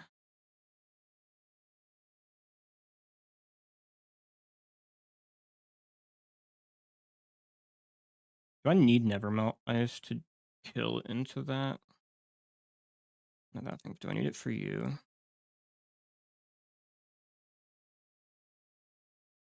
Yeah, I do, huh?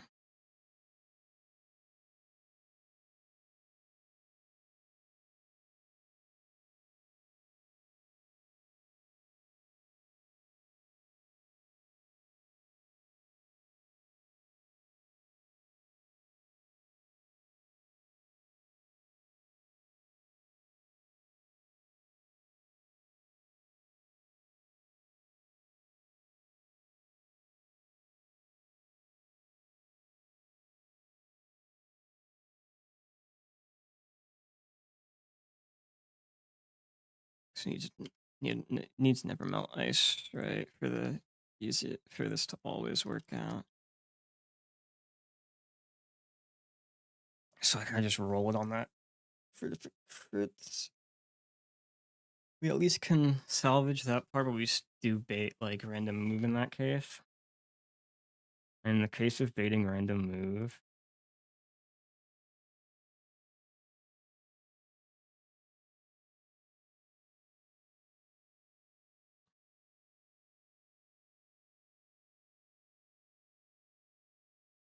it just is what it is, I think.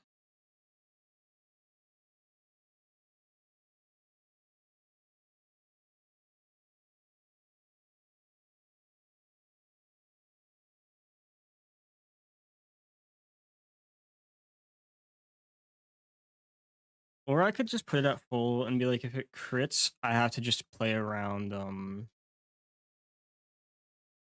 just have to play around wind turns for a bit, which I think is doable. This Cloister's never dead, so I just pivot around the fact that Dreadnought baits CC. So I'd go into that guy, and then he base Ice Punch, so I go into Togi guy. And yeah, okay. We have ways to work around that.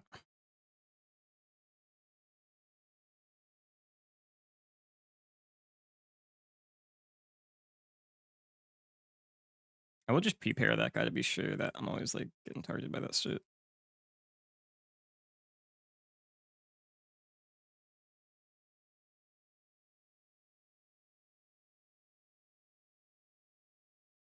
And then on CC turn, max is your minimum is 25. Crit leaves us safe, I think.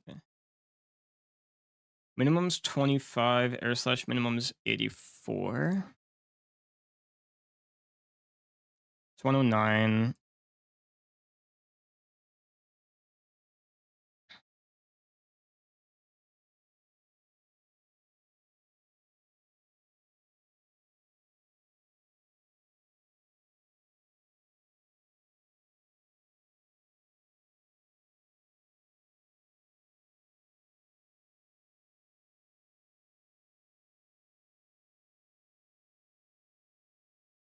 And then on this turn, when it's obviously going to air slash and ice punch,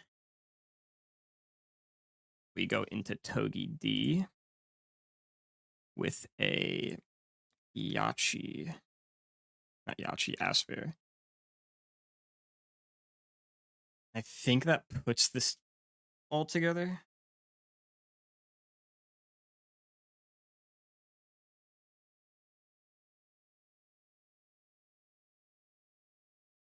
And this is the right order because it doesn't matter to a certain point.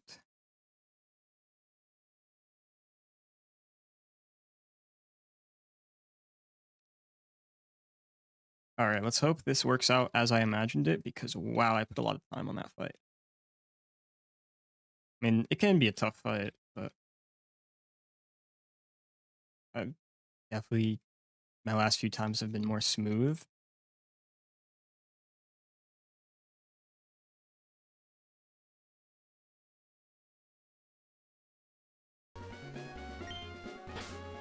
Just make sure everyone's all set. Nevermelt and the Asper are the only items that we have confirmed that we need to use. What you got for me?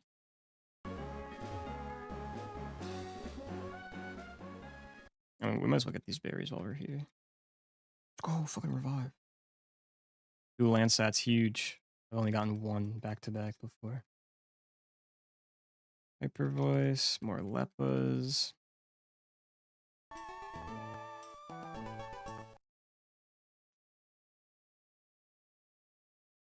Okay, let's do it. That's gonna play slow.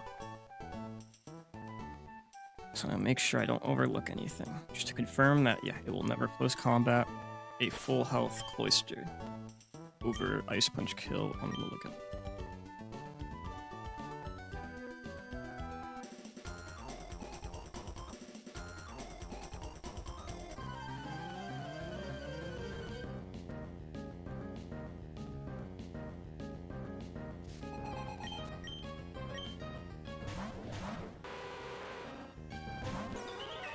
Alright, couple of exact damage things. First turn, we're getting dual wing beat into Lilligant. Lilligant? What the fuck did I say that? It's Lilligant. Dual wing beat into Lilligant. Ice punch into Lilligant. That's gonna be Dreadnought. It's not gonna bait a move from Crow, but that's fine because we're killing it with Ice Shard after this. So we only care about draining CC, or baiting CC, and if we don't bait CC, that is still perfectly fine because we can stall out Tailwind with just crap on field. Since Cloister's never baiting move, we have like an instant loop here. So what we're gonna do is gonna go Dreadnought, and we're going to Ice Shard, beat Crobat. Not Ice Shard, Aurora Beam the Crobat. Crit can kill, but I need a Never Melt so that I could Aurora Beam into Ice Shard kill.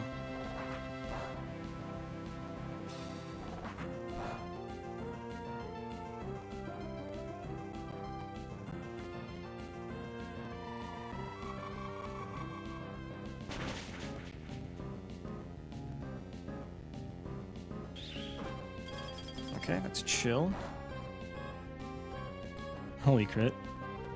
Now we're going to bait CC here. So we're going to switch out into Masquerain, who is pre-damaged because it needed 9 health. Double check. Masquerain. Since it can't be intimed, I take minimum 25. Noivern's gonna come in after this and do 84 damage minimum with Air Slash, and I need to bait that.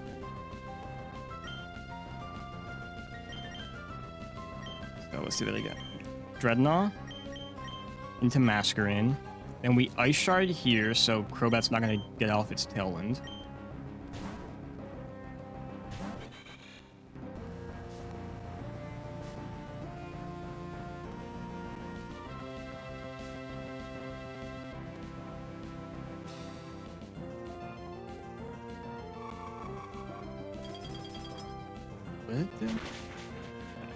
I thought, like, I saw both pop-ups and I was like, oh, why am I going? My brain farted for a sec. Show me CC. Perfect. It's now -1.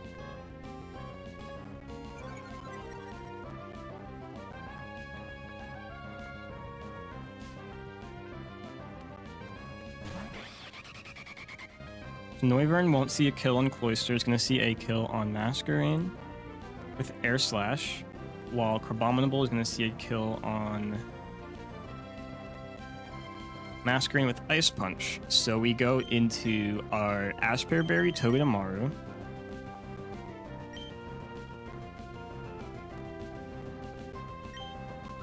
And then, just because it's easier to set up the next turn, we're not even going to like roll the crit chance with Ice Shard. We're just going to Aurora Beam, kill Noivern.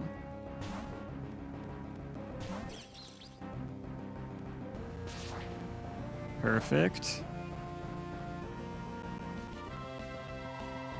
Aurora Beam kills Noivern.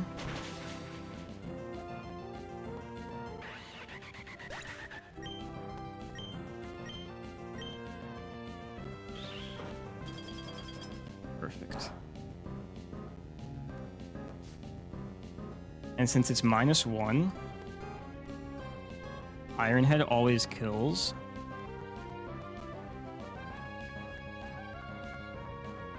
So we can just straight go into Talonflame here while Togedemaru kills it, and we win from there.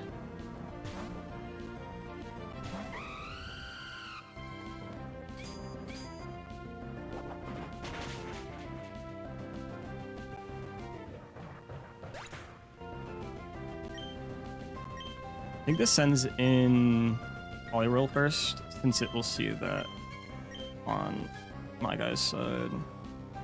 Not always killing, but Acro plus Zing Zap always does just enough to kill here. Oh, actually it didn't. Interesting. Which, I mean, hey, that's fine by me then. Because Acro is always, like, this thing's always did to Acro, so...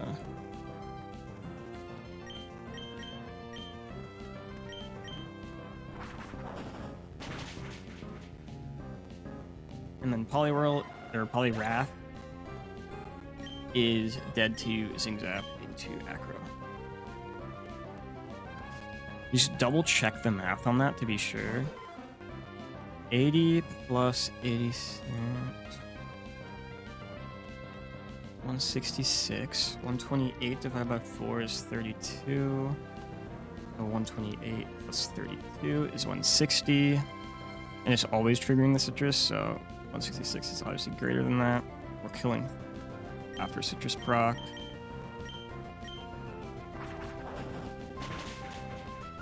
Oh, we're definitely killing now, so. Took a little bit. Well, that was a good cook, I would say.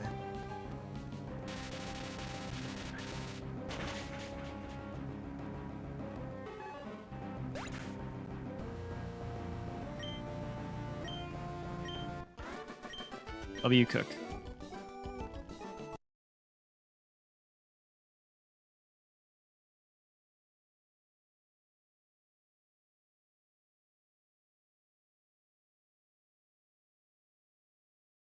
We have, let's see, one more fight before encounter.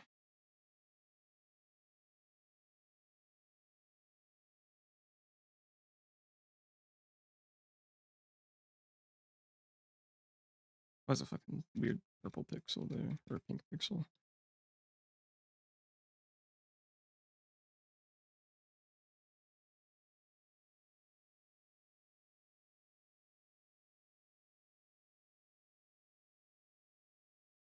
Should be fine against this Mimikyu, but there's a Mimikyu with a interesting disguise interaction, so we have to play that safe.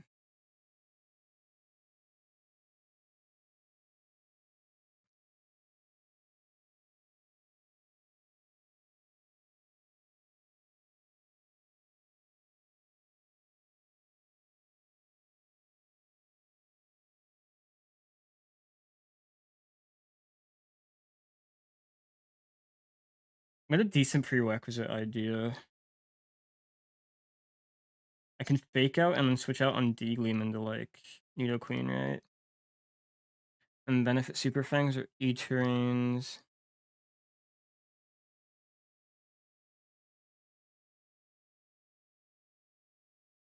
it would go into Mimikyu creature.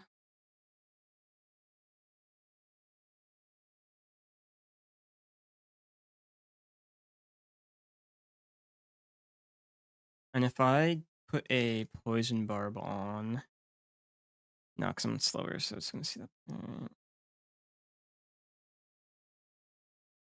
there a way I can get it to not want to set up?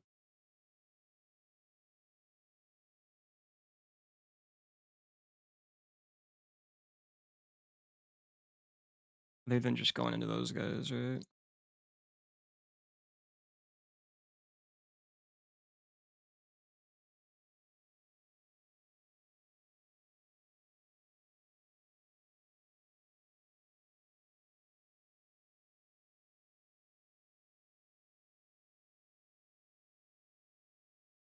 Remember correctly, it's usually better to like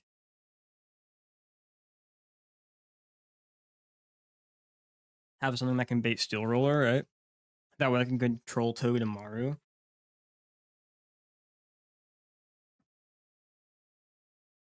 And then whatever comes in on Mimikyu, it would pick like player off instead of anything really.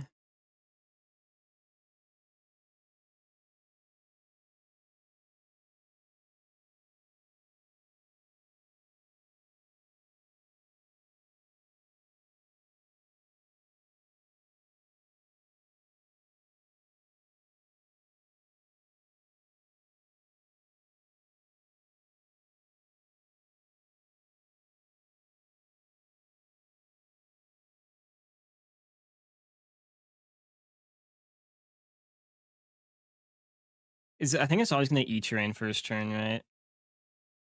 E-Terrain, E-Terrain, E-Terrain.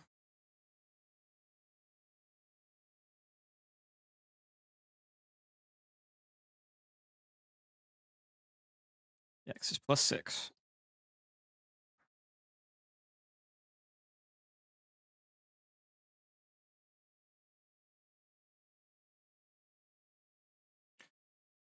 So what if I pre-damaged me and Shao, fake outed so I could just break Sash, on D-Gleam go into Eldegoss, lower its speed, it's going to E-Tyrion at this point. On that I can go this guy, because it's always gonna kill with Poison Jab. Then I bait in Zing Zap creature.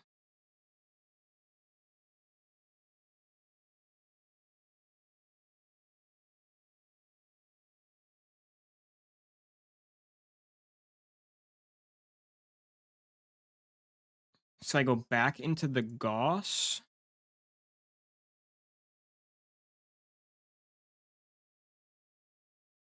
Depends on how much I take from D-Gleam though.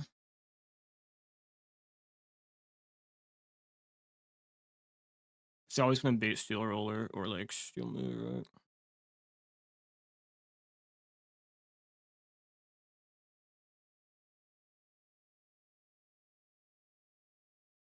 Or if I know it's gonna Zing Zap, I go into this thing. We do fine on a crit. I Muscle Band, so Brick Break always kills.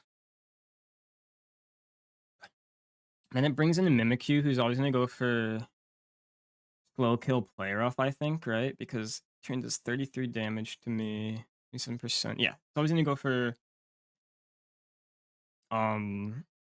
slow kill player off.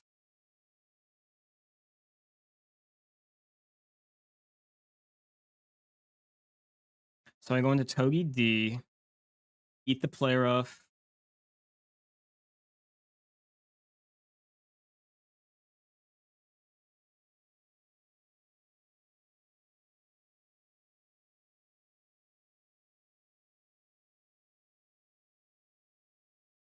And I switch between, and I go for like going to Talon, Acro, break it.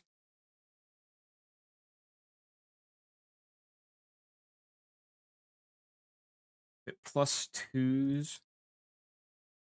Problem is if it plus twos, it's between player off and Shadow Sneak, right?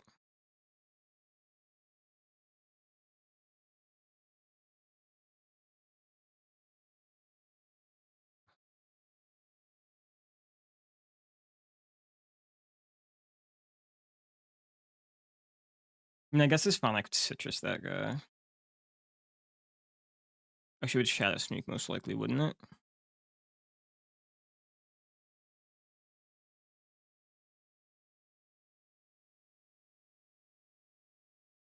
So it might see that I can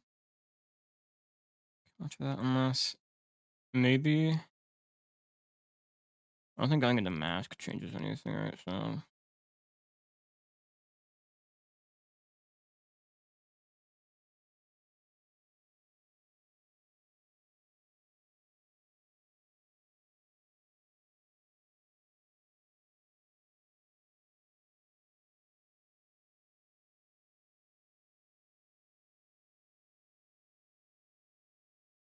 yeah, I think this is the best team to do it with.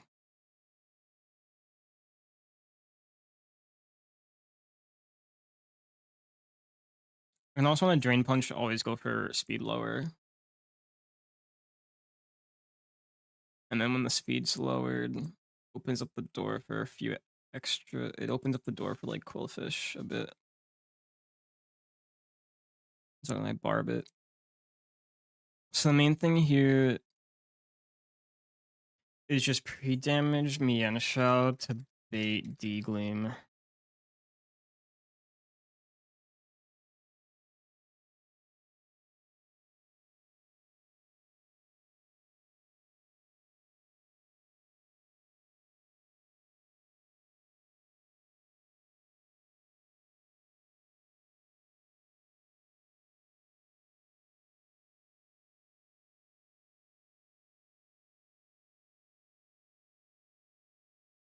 Which is 84 damage.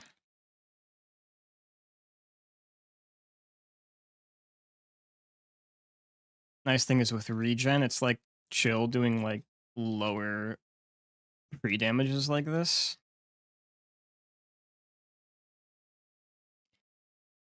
Because I just get it back anyways.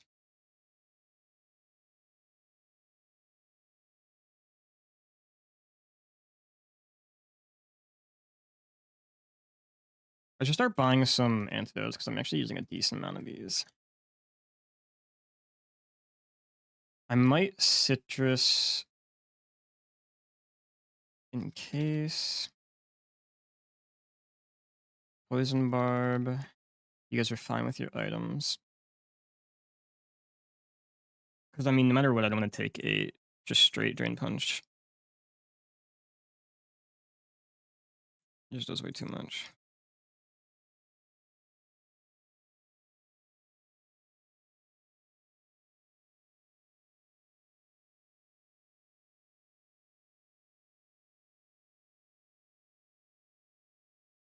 I just need to confirm that Muscle Band Brick Break always kills. Yeah, that's fine. We're always dead to play rough, even if after all those things. Because of that shit.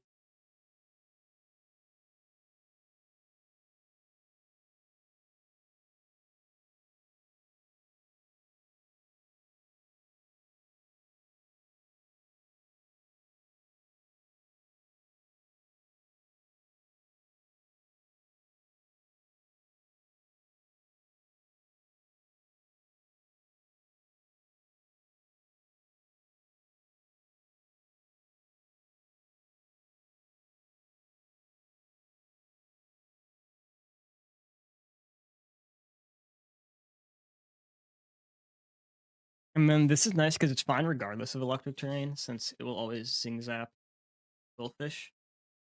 And with Iron Bars plus Rocky Helmet, I'll always be in play rough range. So this is mostly safe for any type of shenanigans.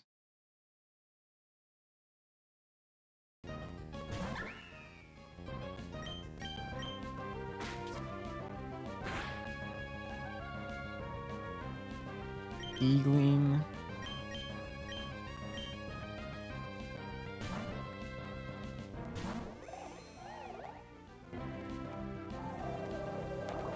We have speed at -1.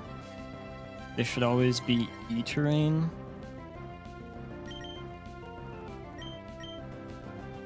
It's never going to be Thunderbolt at least, so if it's Super Fang, that's fine too.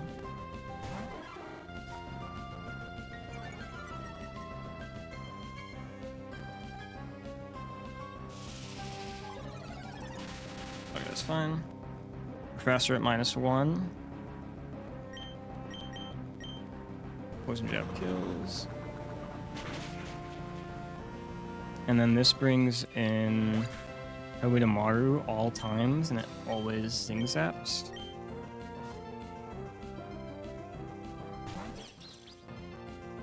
And so I go, let me just double check. This guy is Muscle Banded, right? Yeah, Muscle Band. Brick Break. Always kills and outspeeds.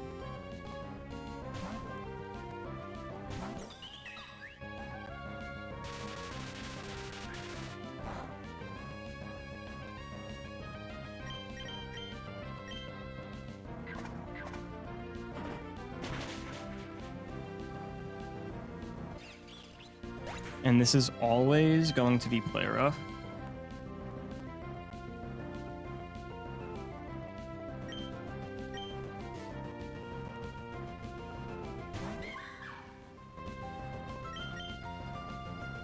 So I'm going to go into Maru here. Get a small amount of chip, because I want to bait Drain Punch, which is easier after I switch out.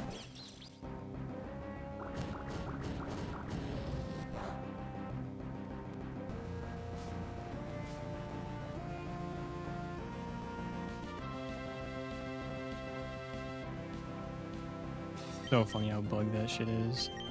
Now we go into Talon, because I think that broke Disguise. If it didn't, it's fine, because either way, it's going into Drain Punch guy. Shadow Sneak. Okay, it's reading that it sees kill, which is why it Shadow Sneaked. Because I did so much. So I actually could have stayed in there. It's fine, though. We're just going to aggro twice here. Okay, yeah, that did really.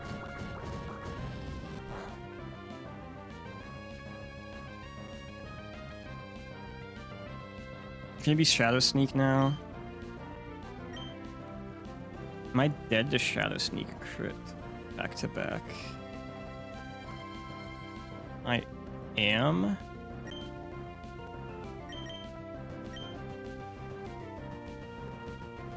So I'm going to roost up, I think.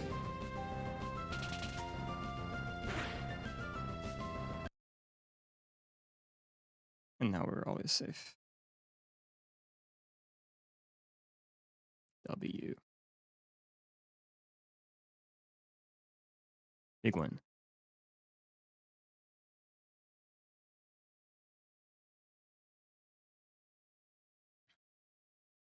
Some team riskless planning in those last few fights.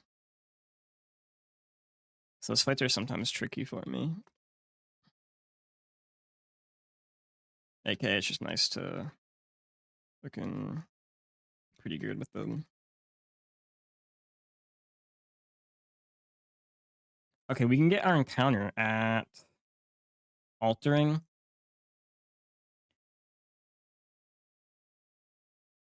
If we had Magnet Pull, we could have greatly increased our Sandshrew chances, which wouldn't have been bad, but there's nothing we can do other than raw take it, so.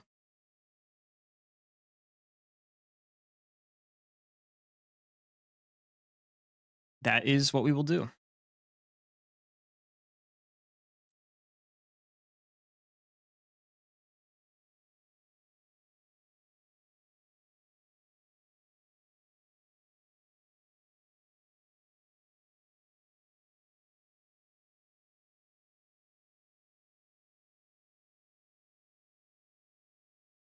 Most things are fine here. They just like add on to our box and give us like depth in places we might not have had depth, right?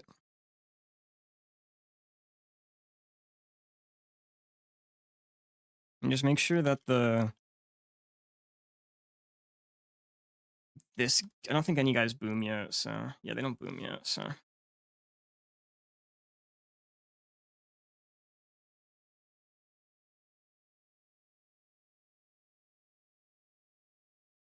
We'll just have the strong guys that all have different status things.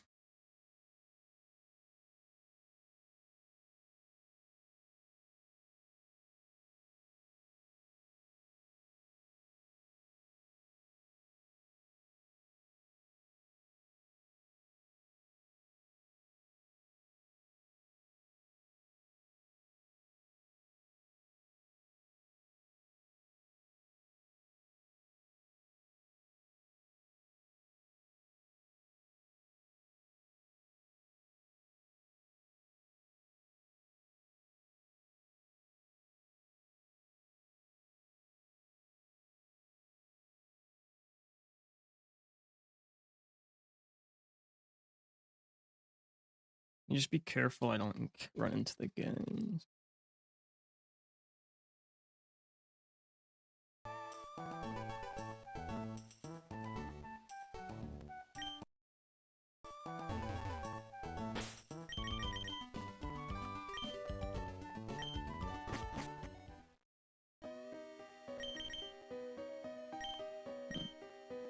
Let me pick a good spot. Let's go.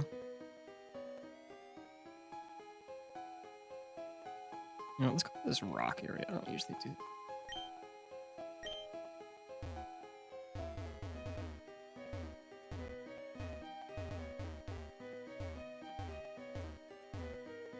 I even turned that shit. I did, okay. Right here, come on. This is the bugger spot. Actually, can I just do this?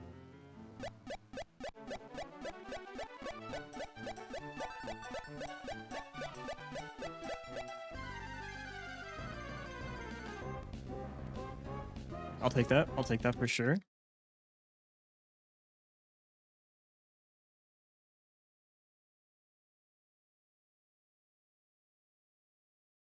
Trip away, wake up, slap, rock, throw, low kick.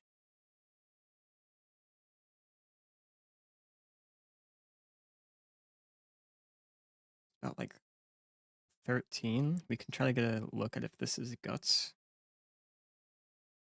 I don't think so. It did like 13 to 18. I don't know if that's just variance or not.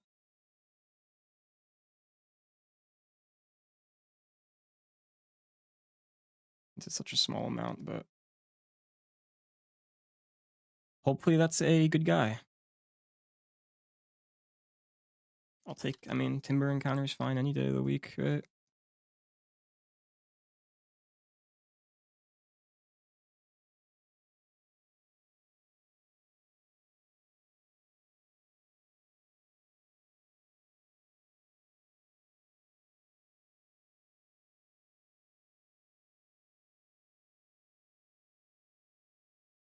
I mean, I think with this box, it's pretty easy to be able to delay it for Big Mock, right?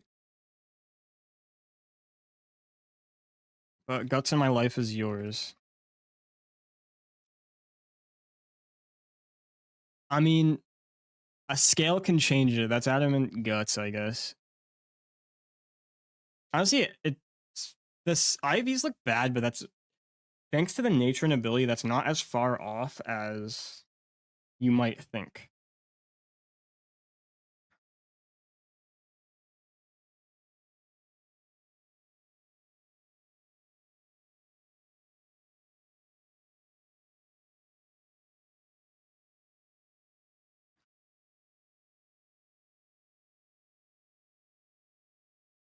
Because since it's plus attack with Guts, the HP is really the only thing like I might scale at some point.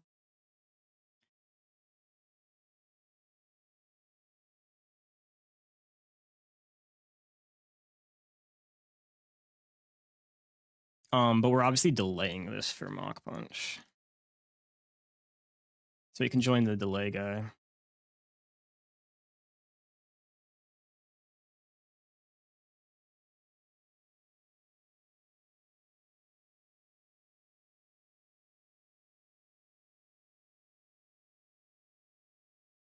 Fern types look really good. Breloom is definitely looking more expendable as time goes on.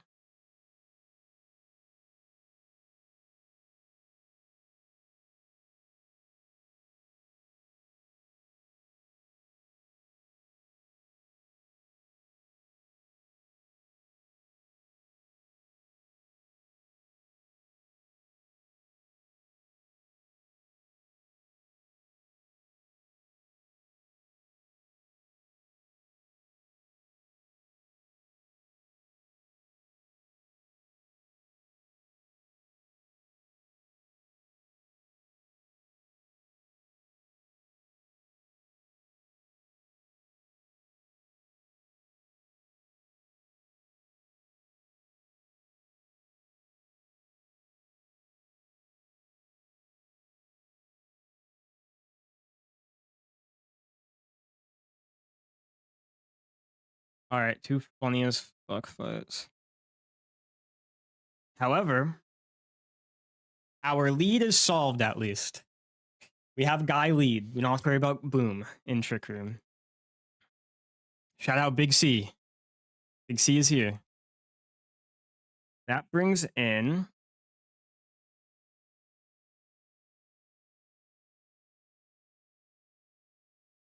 But why is this allowing me to hit that? Not it's too close of a. Not killing it. But it's at least never going to go full an egg because it's Fuse Dragon. So we're gonna see Leaf Storm.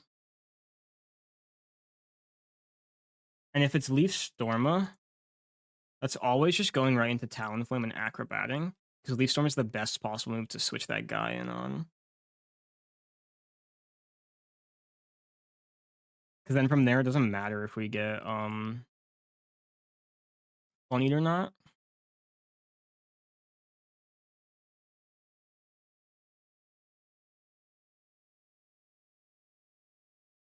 Masquerade can work too, but it's not as good. Since I'm dead to like crit. It's not horrible.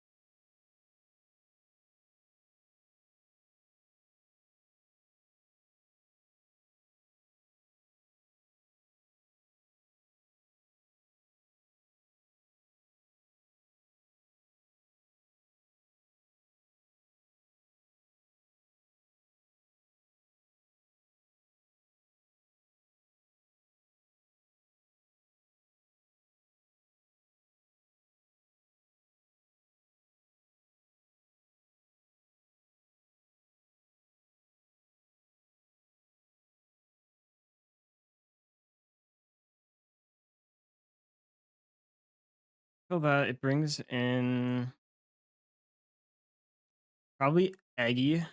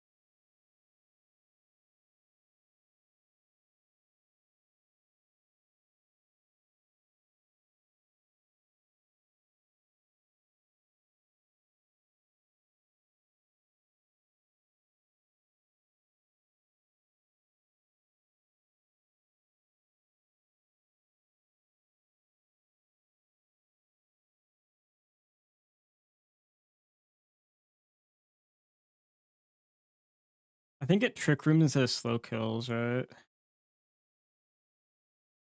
Yeah, trick room instead of slow kills.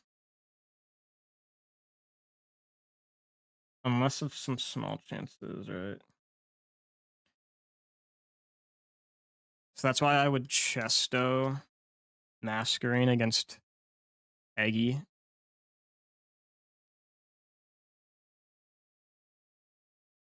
I'm only dead to some Dragon Hammer crits, but it's kind of like necessary.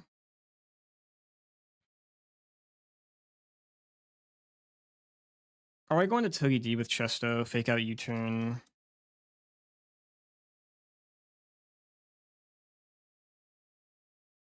No, actually I do that. I go into Togi, fake out U-turn, kill with Ice Shard.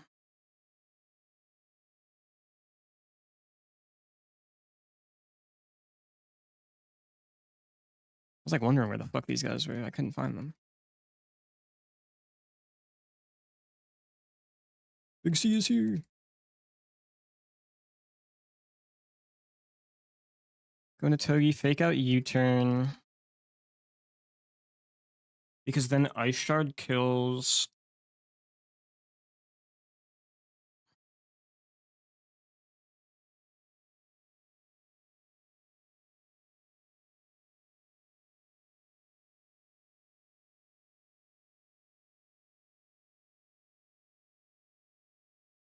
I could Chesto, but it's never gonna like sleep powder on my Talonflame switch. It's like that part's fine. And I go into Cloister. We just give it a Chesto in case, but it's like always fine in that situation.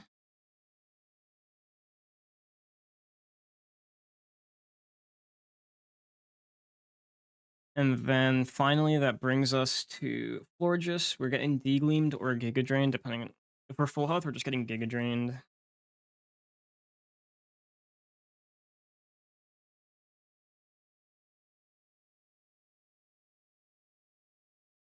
And I just fake out Iron Head.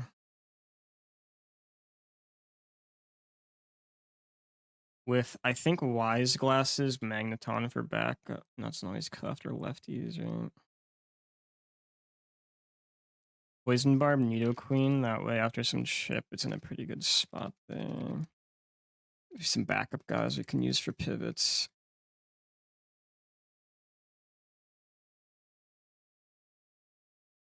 And then that way, Magneton's not the worst backup with Trick Room up if I Chesto Berry it against the egg.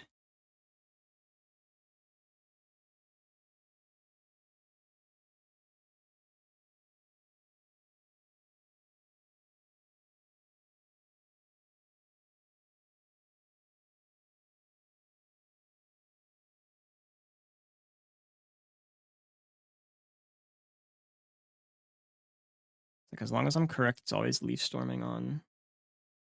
It is mixed rolls. It is mixed rolls, actually. Let's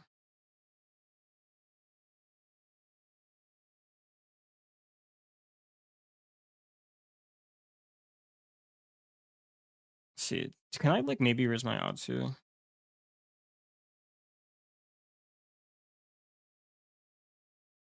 No, there's no rolls in between 1/6. Does it view Leaf Storm as a setup, though? If it's contrary, I don't think so.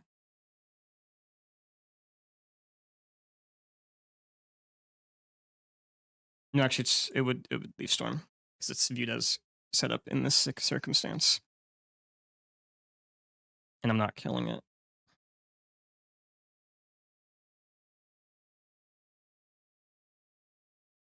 Since I don't have any special moves, it won't view Superpower. It'll view Superpower as that side of the setup as well. The Leaf Storm has highest damaging and can kill, to my knowledge. That's how I can interpret that, I think. If not, it'd be a learning lesson. Even then, it's still mostly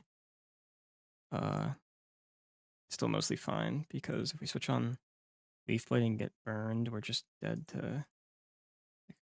We just have to dodge crit, really.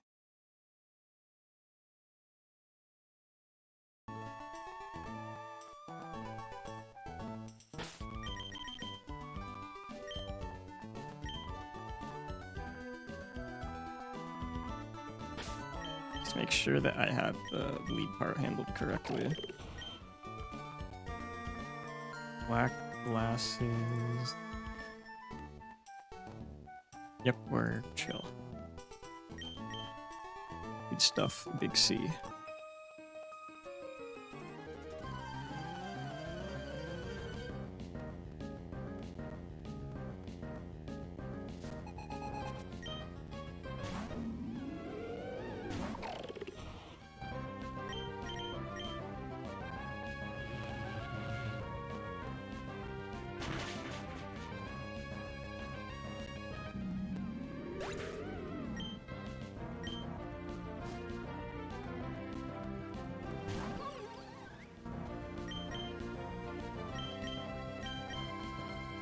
The only part things might get slightly sketchy, but even that's still fine.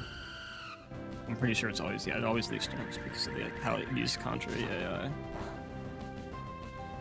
At that point, it can do a couple different moves, but no move combination stopped me from killing this safely. Okay, Leaf Storm again. That's kind of fine. So at 77 HP, there's some rolls of Dragon Hammer that kill, but like as stated, it goes for Trick Room in this scenario.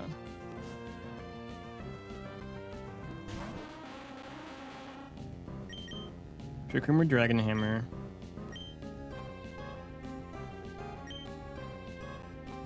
Or Chesto. That's fine. Fake out one turn.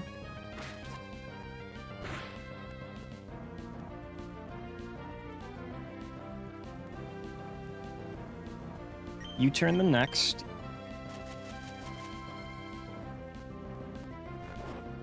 It's fine if this procs Berry because... It's fine if this U-turn procs Citrus because we always live a Wood Hammer.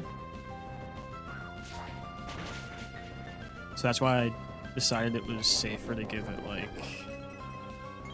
Sleep Powder. Or not Sleep Powder, Chesto, baby. Actually, I probably could have given it Evermelt since I was like switching out on something like that, right?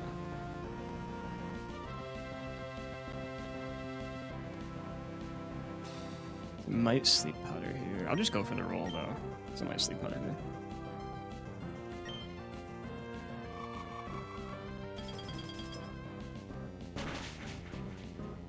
No, that's fine. Perfect, the Sleep Powder will win.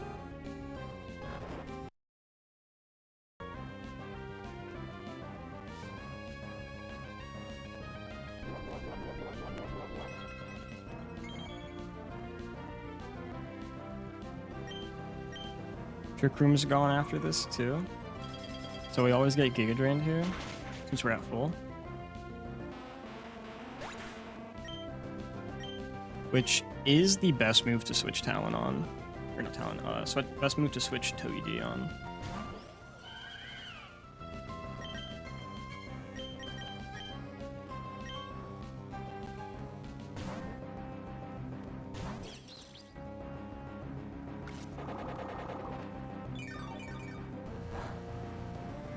Now we just Iron Head twice. There's not even a point in fake outing.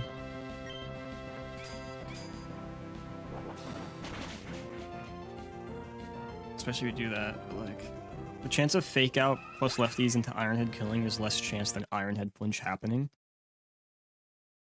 If I were to like fully optimize so that Togedemaru didn't take a single lick of damage.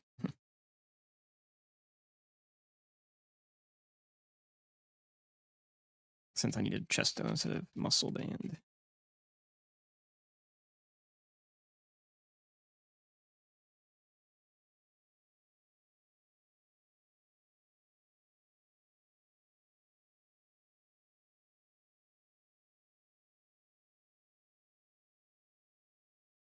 Couple fights before we reached Petalburg.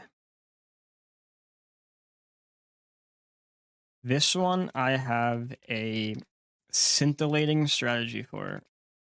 It's not too exciting, but it's why Magnemite was it's why we delayed Magnemite for Thunderbolt, which is kind of funny if you think about it. I mean, I tried to. If I didn't need it, I would have. Like, or if I did need it, I obviously would have because you know there's ways. But I did that because with Wise Glasses, Analytic Thunderbolt always kills this thing. That's why I did that.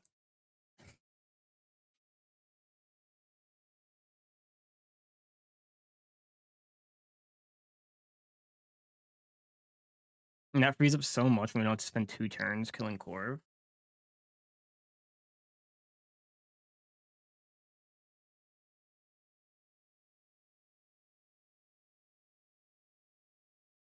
And so now we just have to think about the lead that allows us to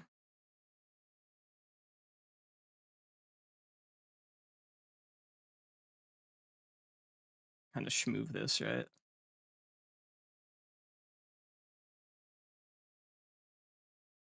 Because the goal would be to bait Pluck and X, maybe?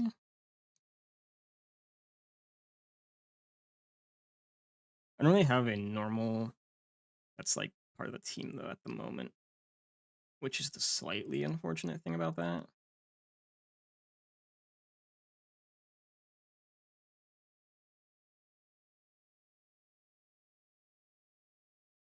Though we obviously need to because Umnir's going to stop us from... Actually, maybe we don't need to.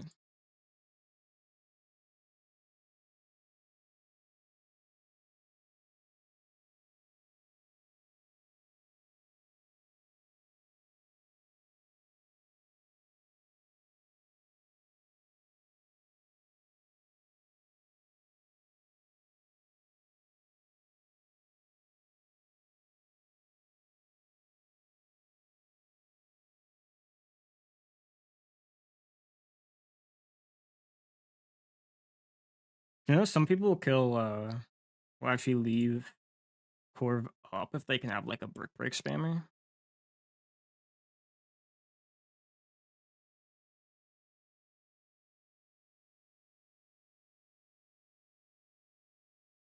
That means I need something that just kills it, right?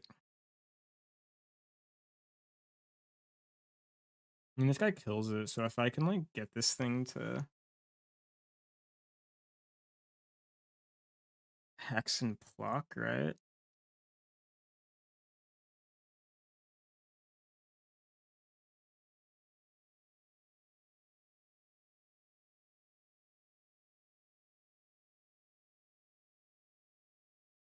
Maybe there's a better idea.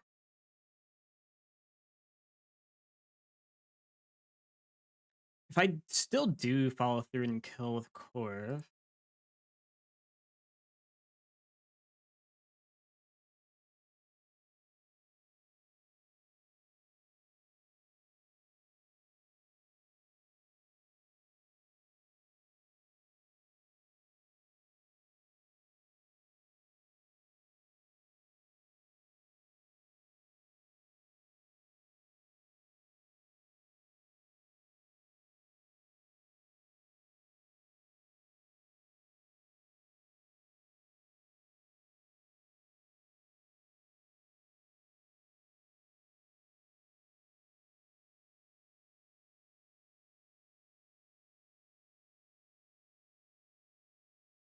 how do I bait not Persian?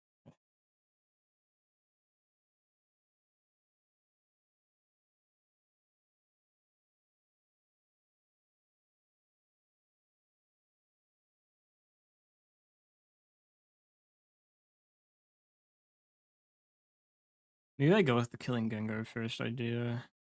Or not Gengar, killing Gengar first idea.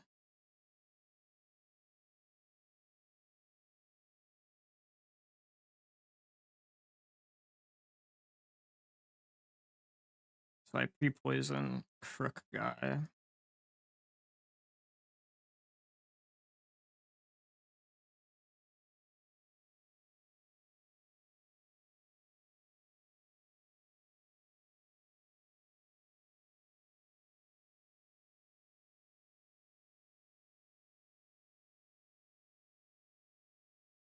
No, actually, I still no, I go for kill, but then my lead baits hex and block, right?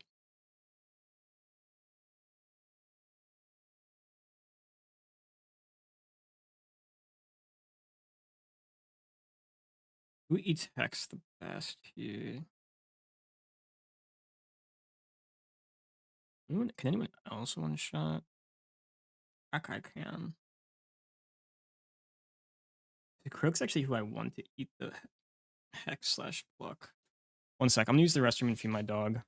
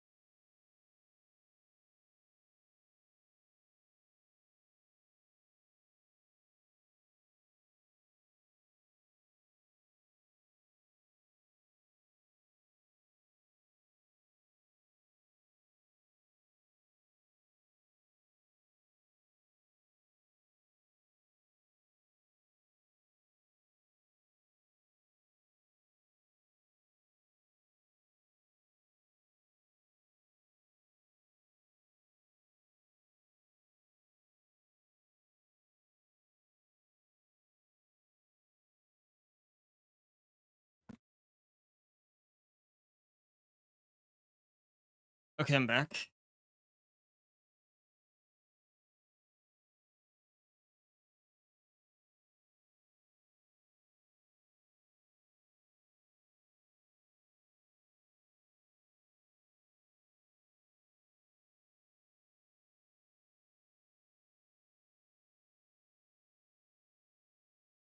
Like, this is the main thing that can one-shot this, so we want some. Actually, no, it was switch on the leads like that, right?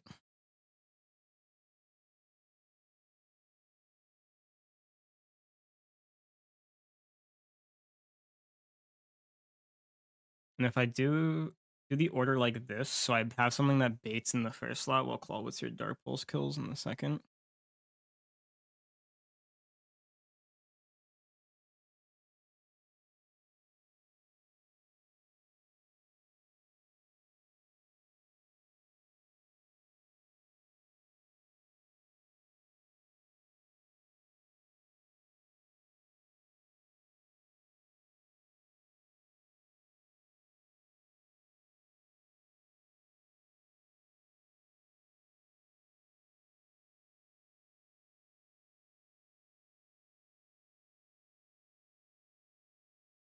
Actually, no, I think I still have a better idea. Breloom baits in first slot. Hex and Pluck, because it would be too much work for me and try to bait Hex and Pluck, right? Not horribly, because he could still be a factor in the later parts of the fight, right? Because then he can be a factor when this guy comes in.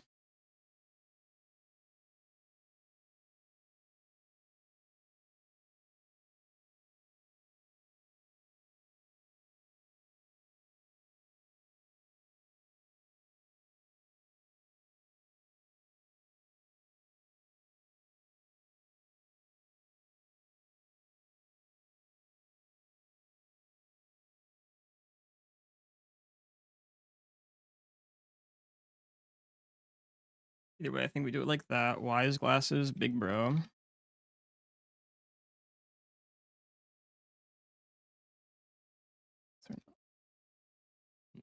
We actually do want to kill. Yeah, we actually do want to kill Core first. So, Core second slot, we put Magneton. First slot, we wanted to read Crook in the second slot because we'll switch Crook in on Pluck into Hex. Thus, it will see Ice Beam in.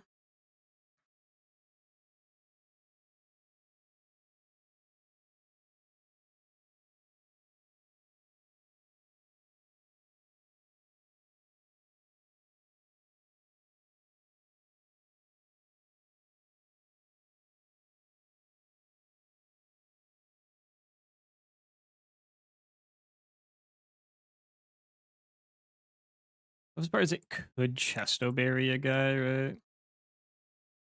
On this turn, like I don't know if it's gonna hypnosis a specific guy. And I guess I could. This goes for Ice Beam, right?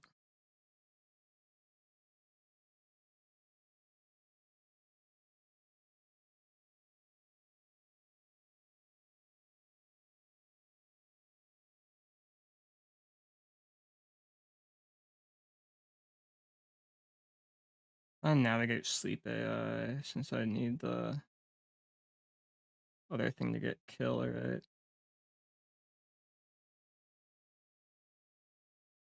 Because without item, it's an 81.3% chance, right?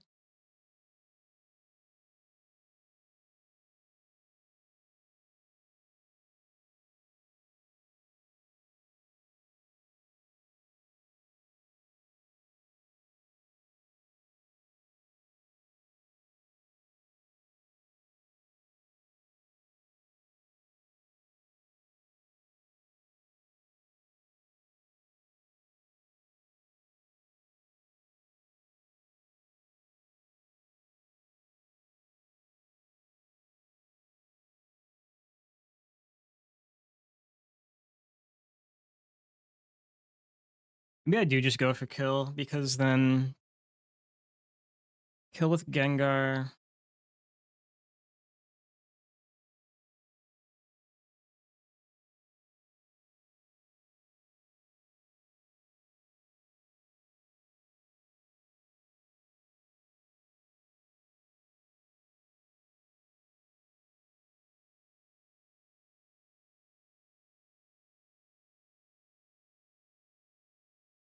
And then maybe if I have Clawwitzer,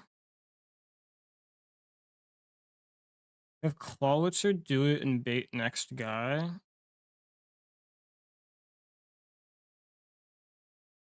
It probably goes Hypno because the only thing that doesn't get destroyed, especially if I black glasses up. I won't black glasses up, I think. Because that always kills.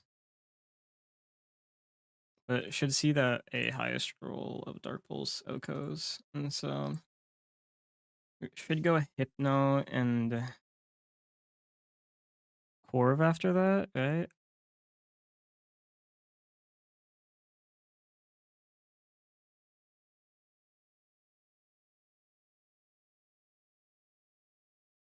And if I outspeed Hypno, which I will, and just straight kill that.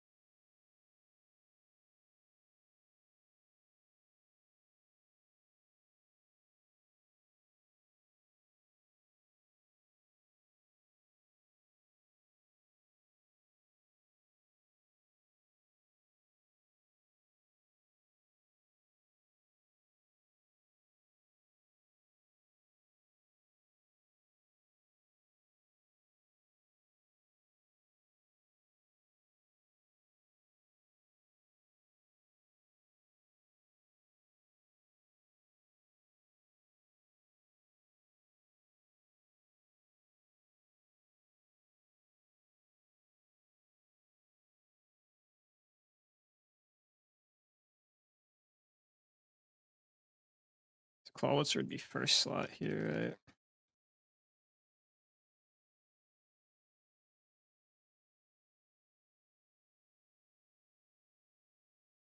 And Clawwitzer first slot would bring in Persian guy who's incentivized to fake out.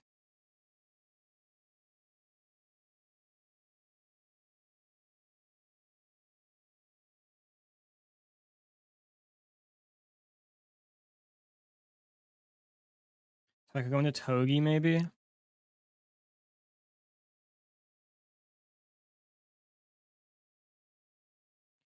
With Togi fake out while it brick break.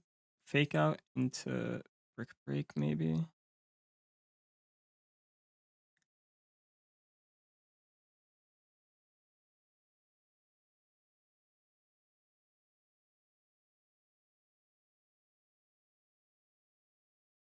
And that brings in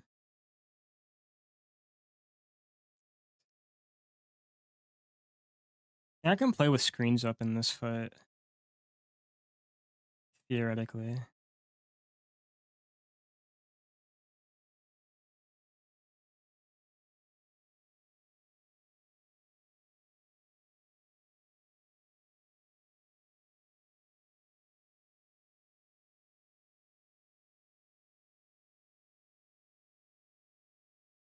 We should have a couple better brick breakers though.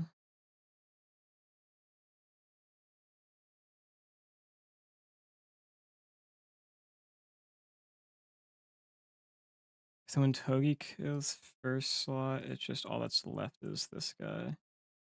I can either U-turn or Iron Head depending on if like Reflect is up or not, right? Which I think it won't be if I brick break and get killed that way. So then I can just Iron Head the Jinx. Switch out on this guy.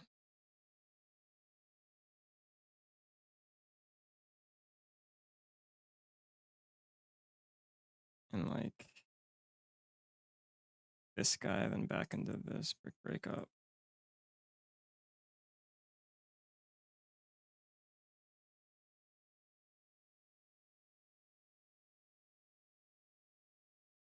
Hopefully I calculated that correctly because I think that rolls pretty well.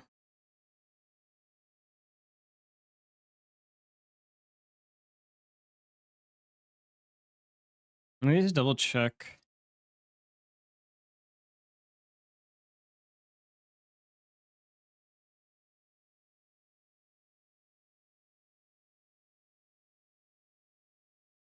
To make it so Breloom's at 46 HP.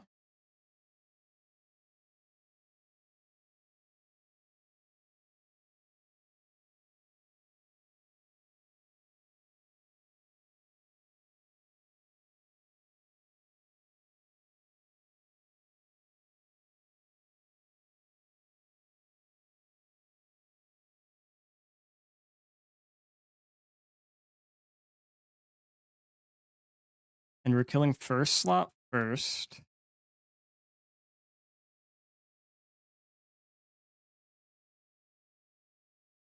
I think Chesterbury makes much of a difference, right?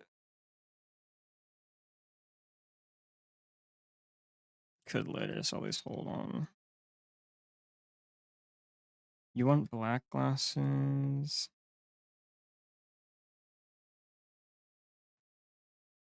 So the thing is to make use of the targeting dynamics so that Jinx doesn't come in until last.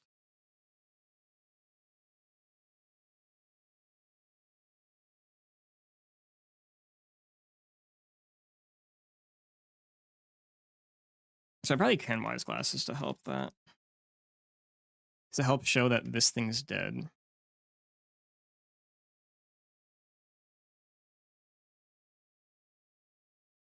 So let's see. It'll look like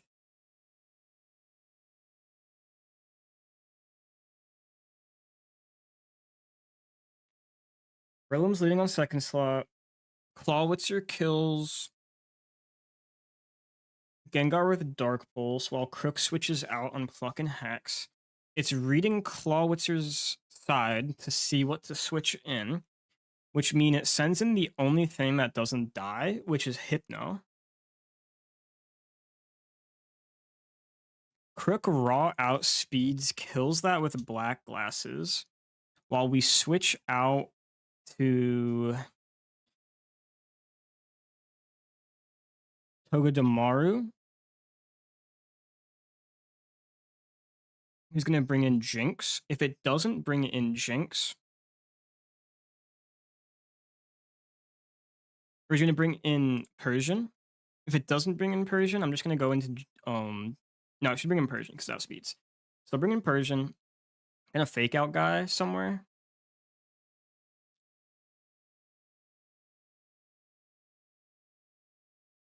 Which is fine because my plan in this turn would just be to fake out Persian, brick big Persian, right?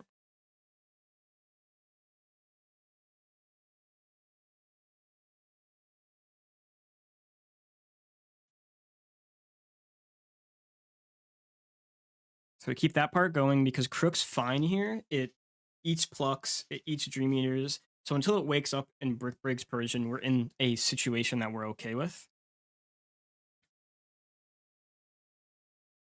Because Togi can just kind of switch in on whenever, since it won't be getting targeted. And once Persian's down, screens are mostly irrelevant once screens are down. Because Jinx is always going to come in and go for Ice Beam on Crook at this point in health. And it just takes like 2 hits if screens are up for Togi to kill. And any combo of guys can 1v1, like any combo of guys can 1v1 big man over there.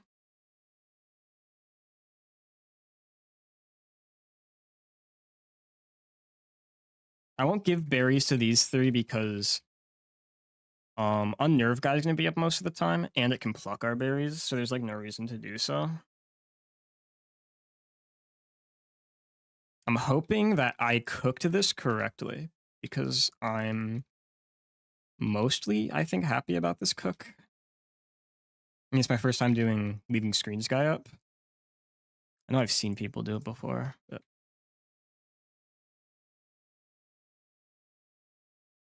save, check items. Those are the 2 most important items. Let me just double check, make sure that's in kill range for Hex. HP and obviously set the block. All right.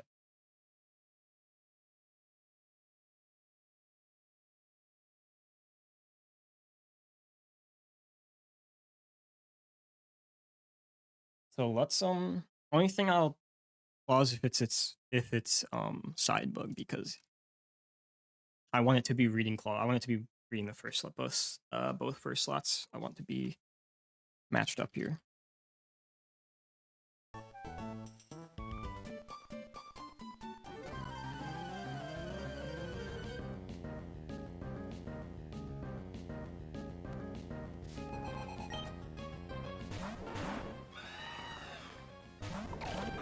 Yep, so Gengar diagonal.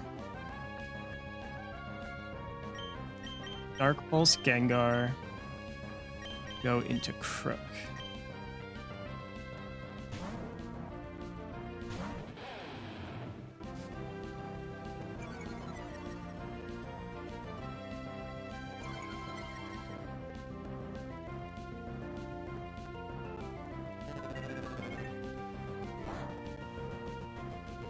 That could fine mostly.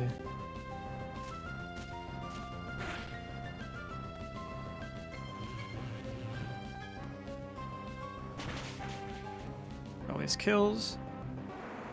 This should send in Hypno. It's the only thing that doesn't die.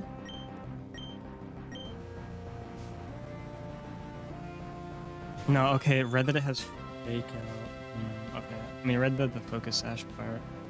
I kind of messed up a little bit there. I'm still going to go for that. Hopefully it goes for like a light screen. Okay, nice.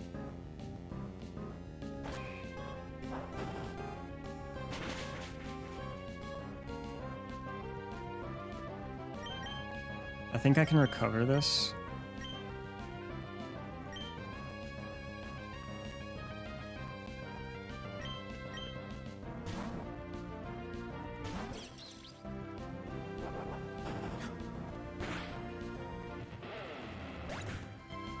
I sold, man. I fucking sold.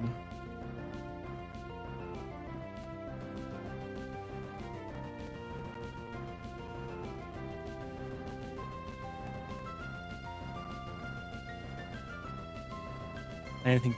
Oh, man, I'm sold so bad. I didn't have it up on Persian. God damn it, man. I sold that so fucking bad. Fuck me, man. That was so not... Dude, that was so easy. What the fuck is wrong with me, man?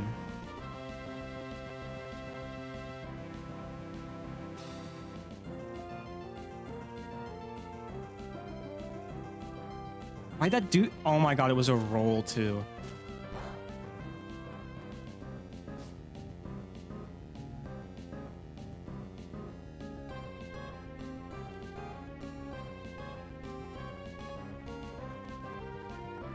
Fuck!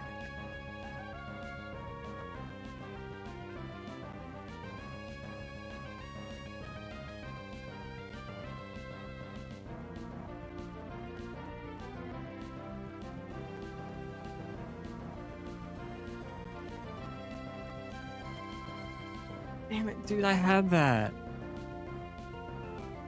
If I just saw that shit, there was no reason to do that, man.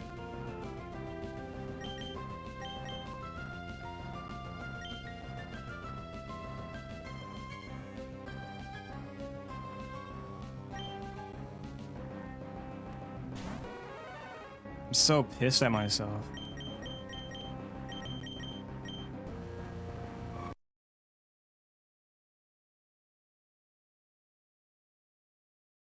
Look back up. That's really upsetting F, man.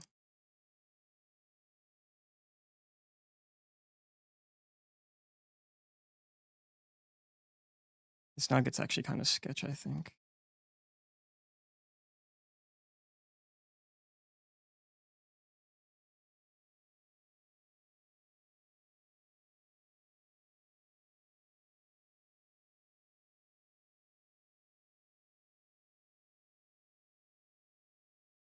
You're both fucking asleep. Brutal.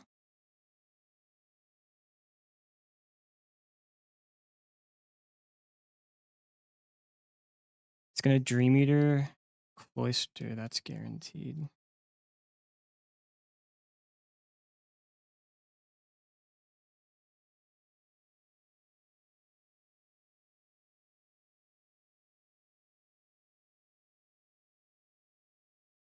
Fuck, I went for nightmare. That's really bad.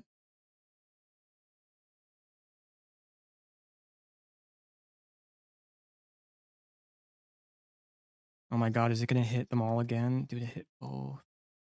Are you fucking kidding me? Please don't tell me that's how this sells.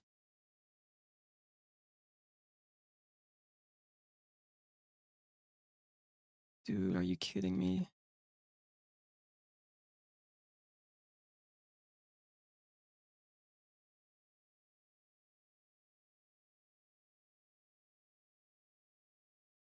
Dude, if I just fucking...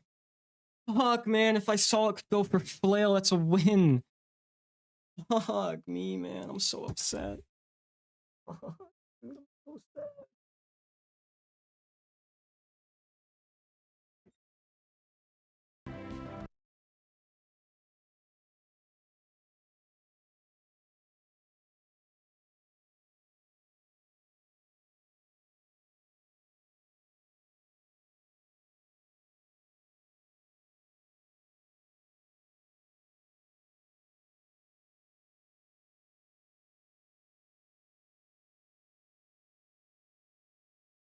I didn't know I got crit into flail range.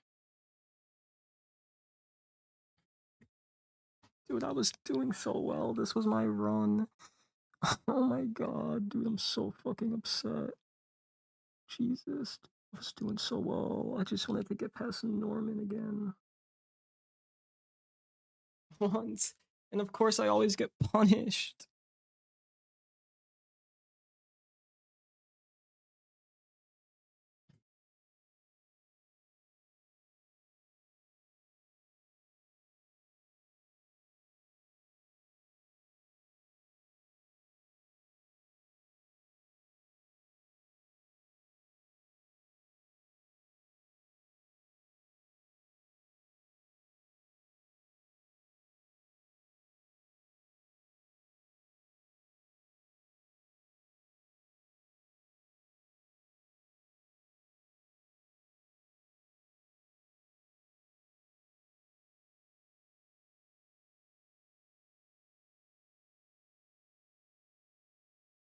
Dude, it could have only seen one roll of flail.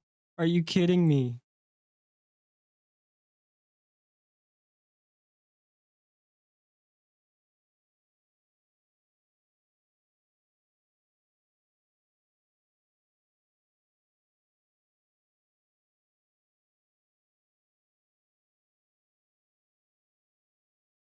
Please wake up.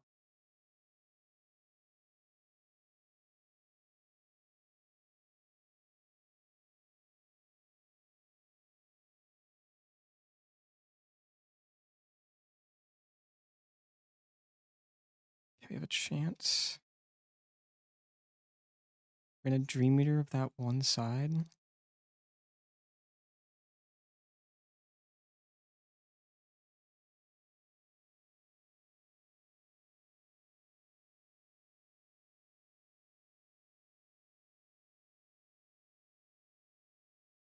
Problem is, we are dead to anything.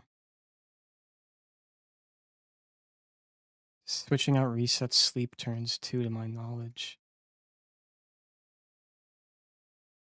Both guys are slower as well. Need to just hope that I break out, I guess. Of course it hits.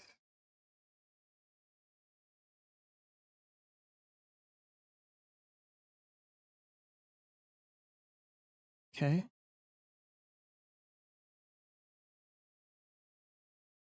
I should have attacked, actually. That was a bad play, huh?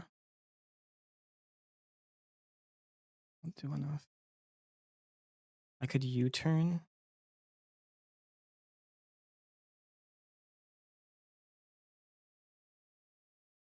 It's gonna do it again.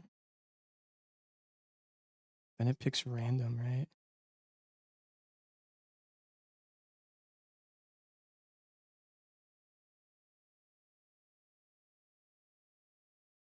Just hit every single fucking one.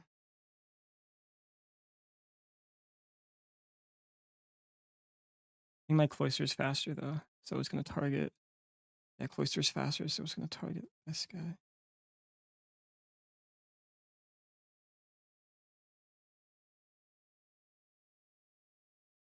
And I fake out.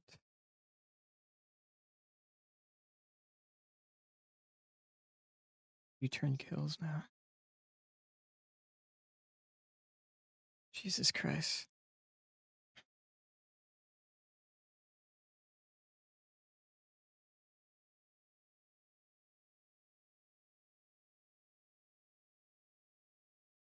Quick Death sucks, but at least my misplay didn't cost literally all of my Pokemon.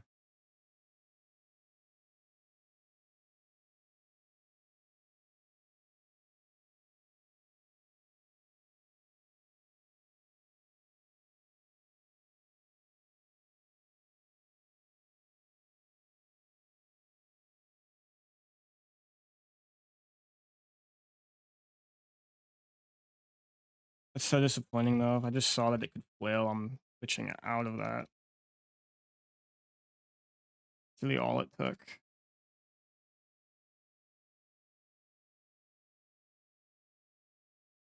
Having a fast Crook was so fucking nice, man.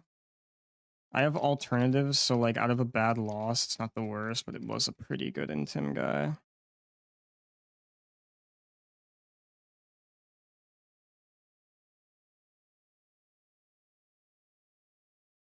You know, don't really have a dark type until we get past Norman, which I guess is fine. I just gotta take my L, learn from it.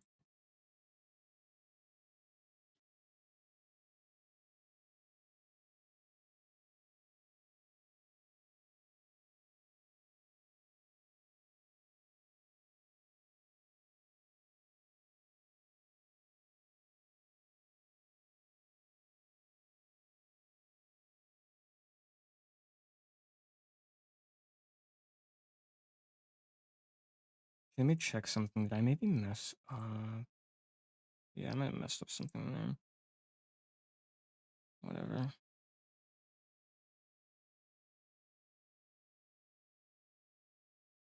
Let's just get to Petalburg Gym. Run's not dead. I just got a mental out.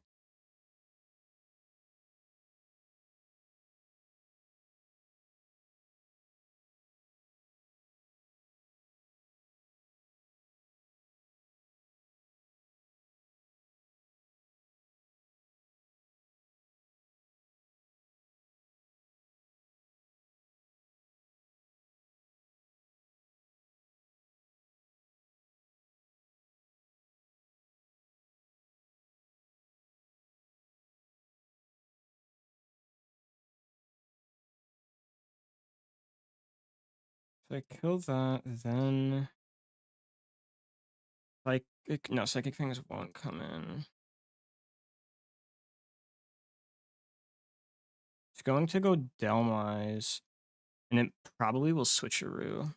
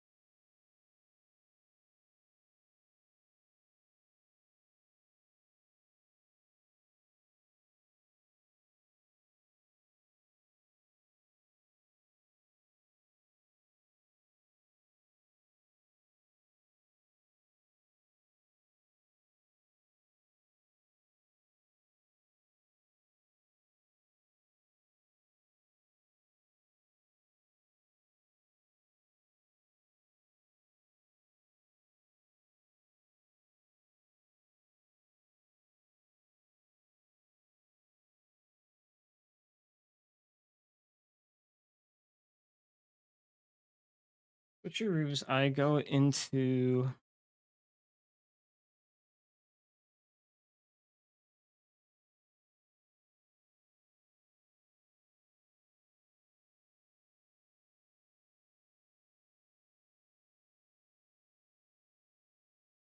Let me check something, actually. Let's check.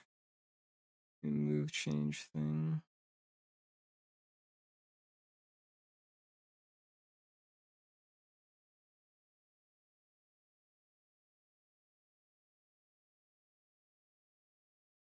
Does Grassy Glide always have priority?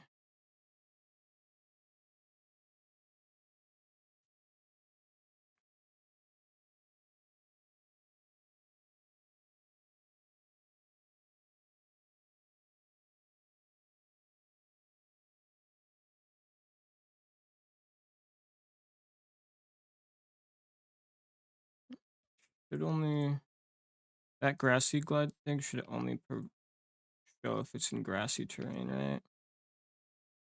At least according to how these things work.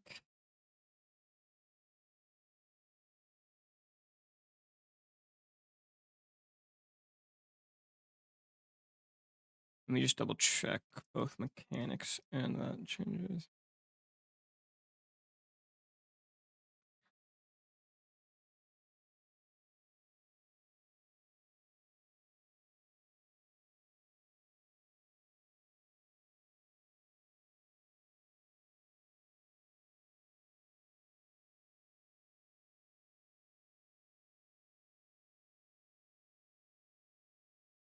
Yeah, Grassy Glide should still only. Grassy Glide should only get the priority on that, but at least like have a backup in case.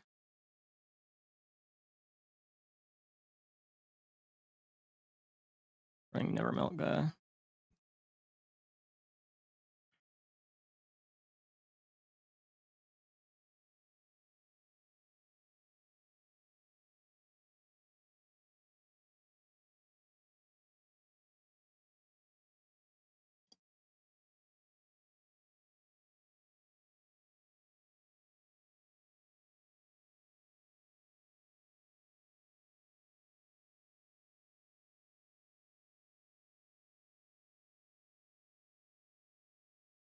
It's like we know it's gonna be Ironhead, right?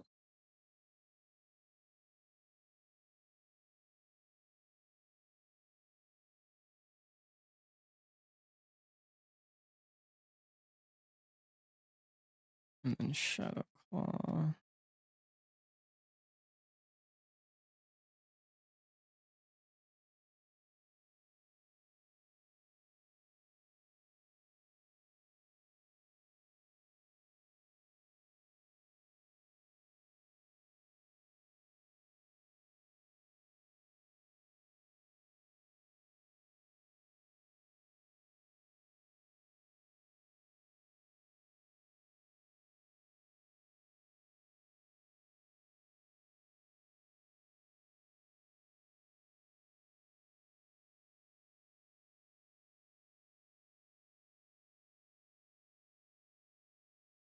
I'm just trying to roost until I can get the lagging tail or something.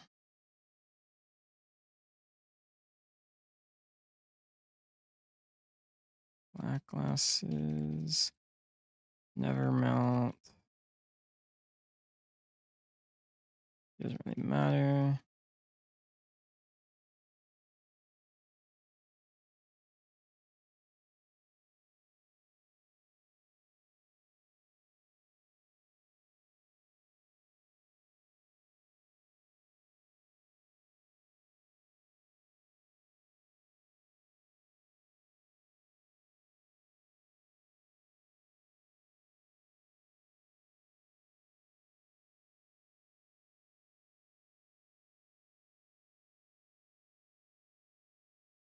And I have to hope Grassy Glide works as like my intention expected to.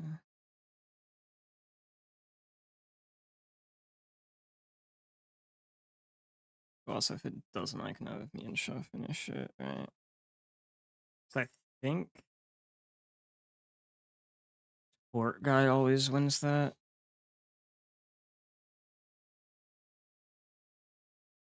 And then just on psychic things,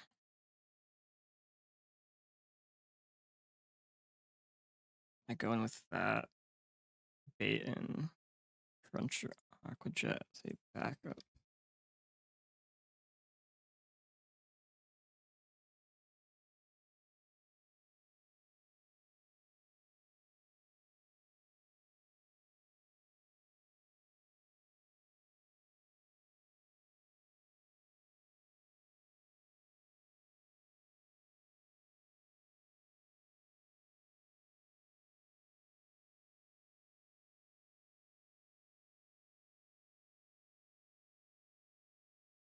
Well, I mean, Crook Death's frustrating, but it's way less frustrating if I didn't sell my fucking run to it, because the rest of the guys are still good box guys, right?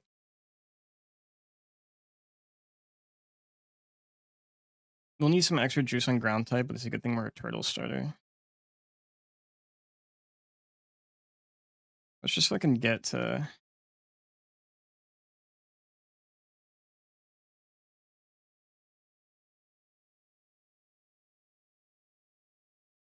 Let's fucking get this shit, man.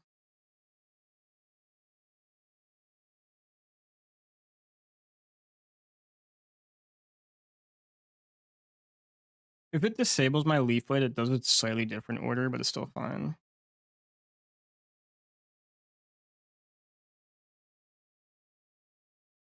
Okay. Delmai should be switcheroo. It wasn't. Okay. There we go. That's switcheroo.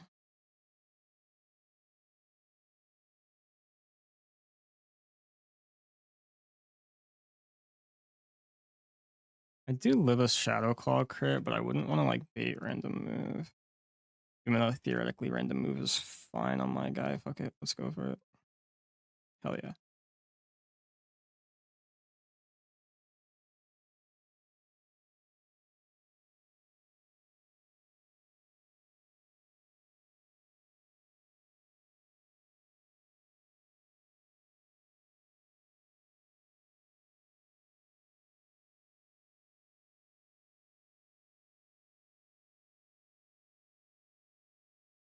Psychic Fangs.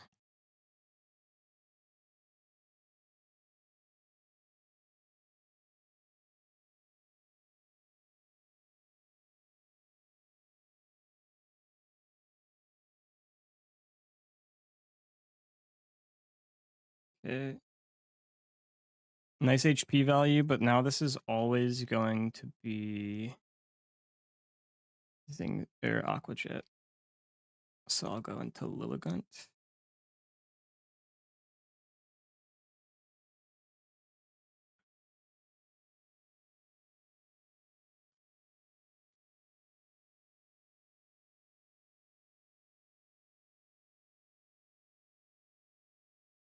And this will be Ice Fang, and we go into Cloister and Turtle Mog guy.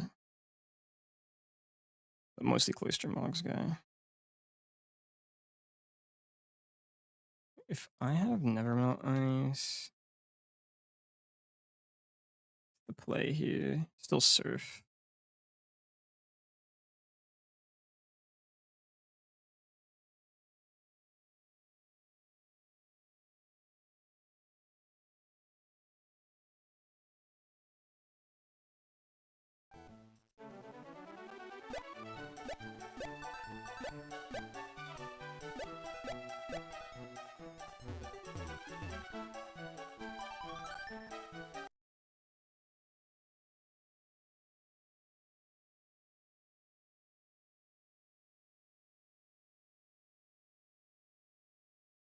Crook, I'm sorry, you did not deserve to die there, but it's not over. I mean, mistakes happen, you learn from it.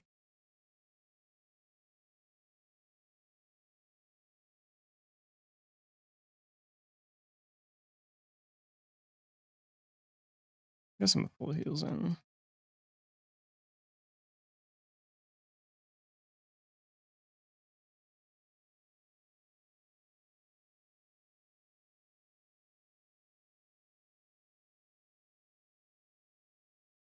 So that's because Crook's really good in this next split, but we have a few guys that'll scale in the next split as well, so it's all about locking in, making sure I don't repeat that mistake.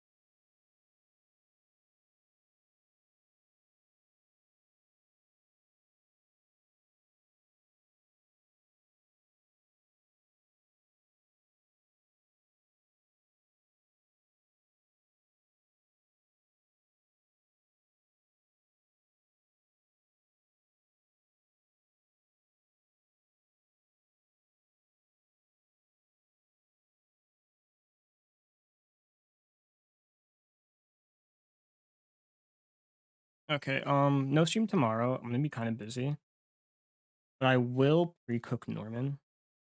At least Norman gym trainers I'll pre-cook, try to find the best line. And Saturday, hopefully beat Norman. And then after Saturday, I'm gonna take a small break to focus on finals. And hopefully the ideal is we beat Norman, then I focus on finals, and once finals are done, we can lock in on post Norman stuff. Thanks for hanging out, guys. Appreciate it. See you. Actually, let me check one thing. Is one of my goats live?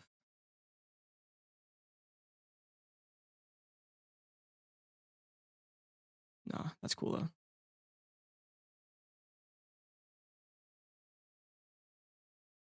Yeah, I'll catch y'all later. Love you. Peace.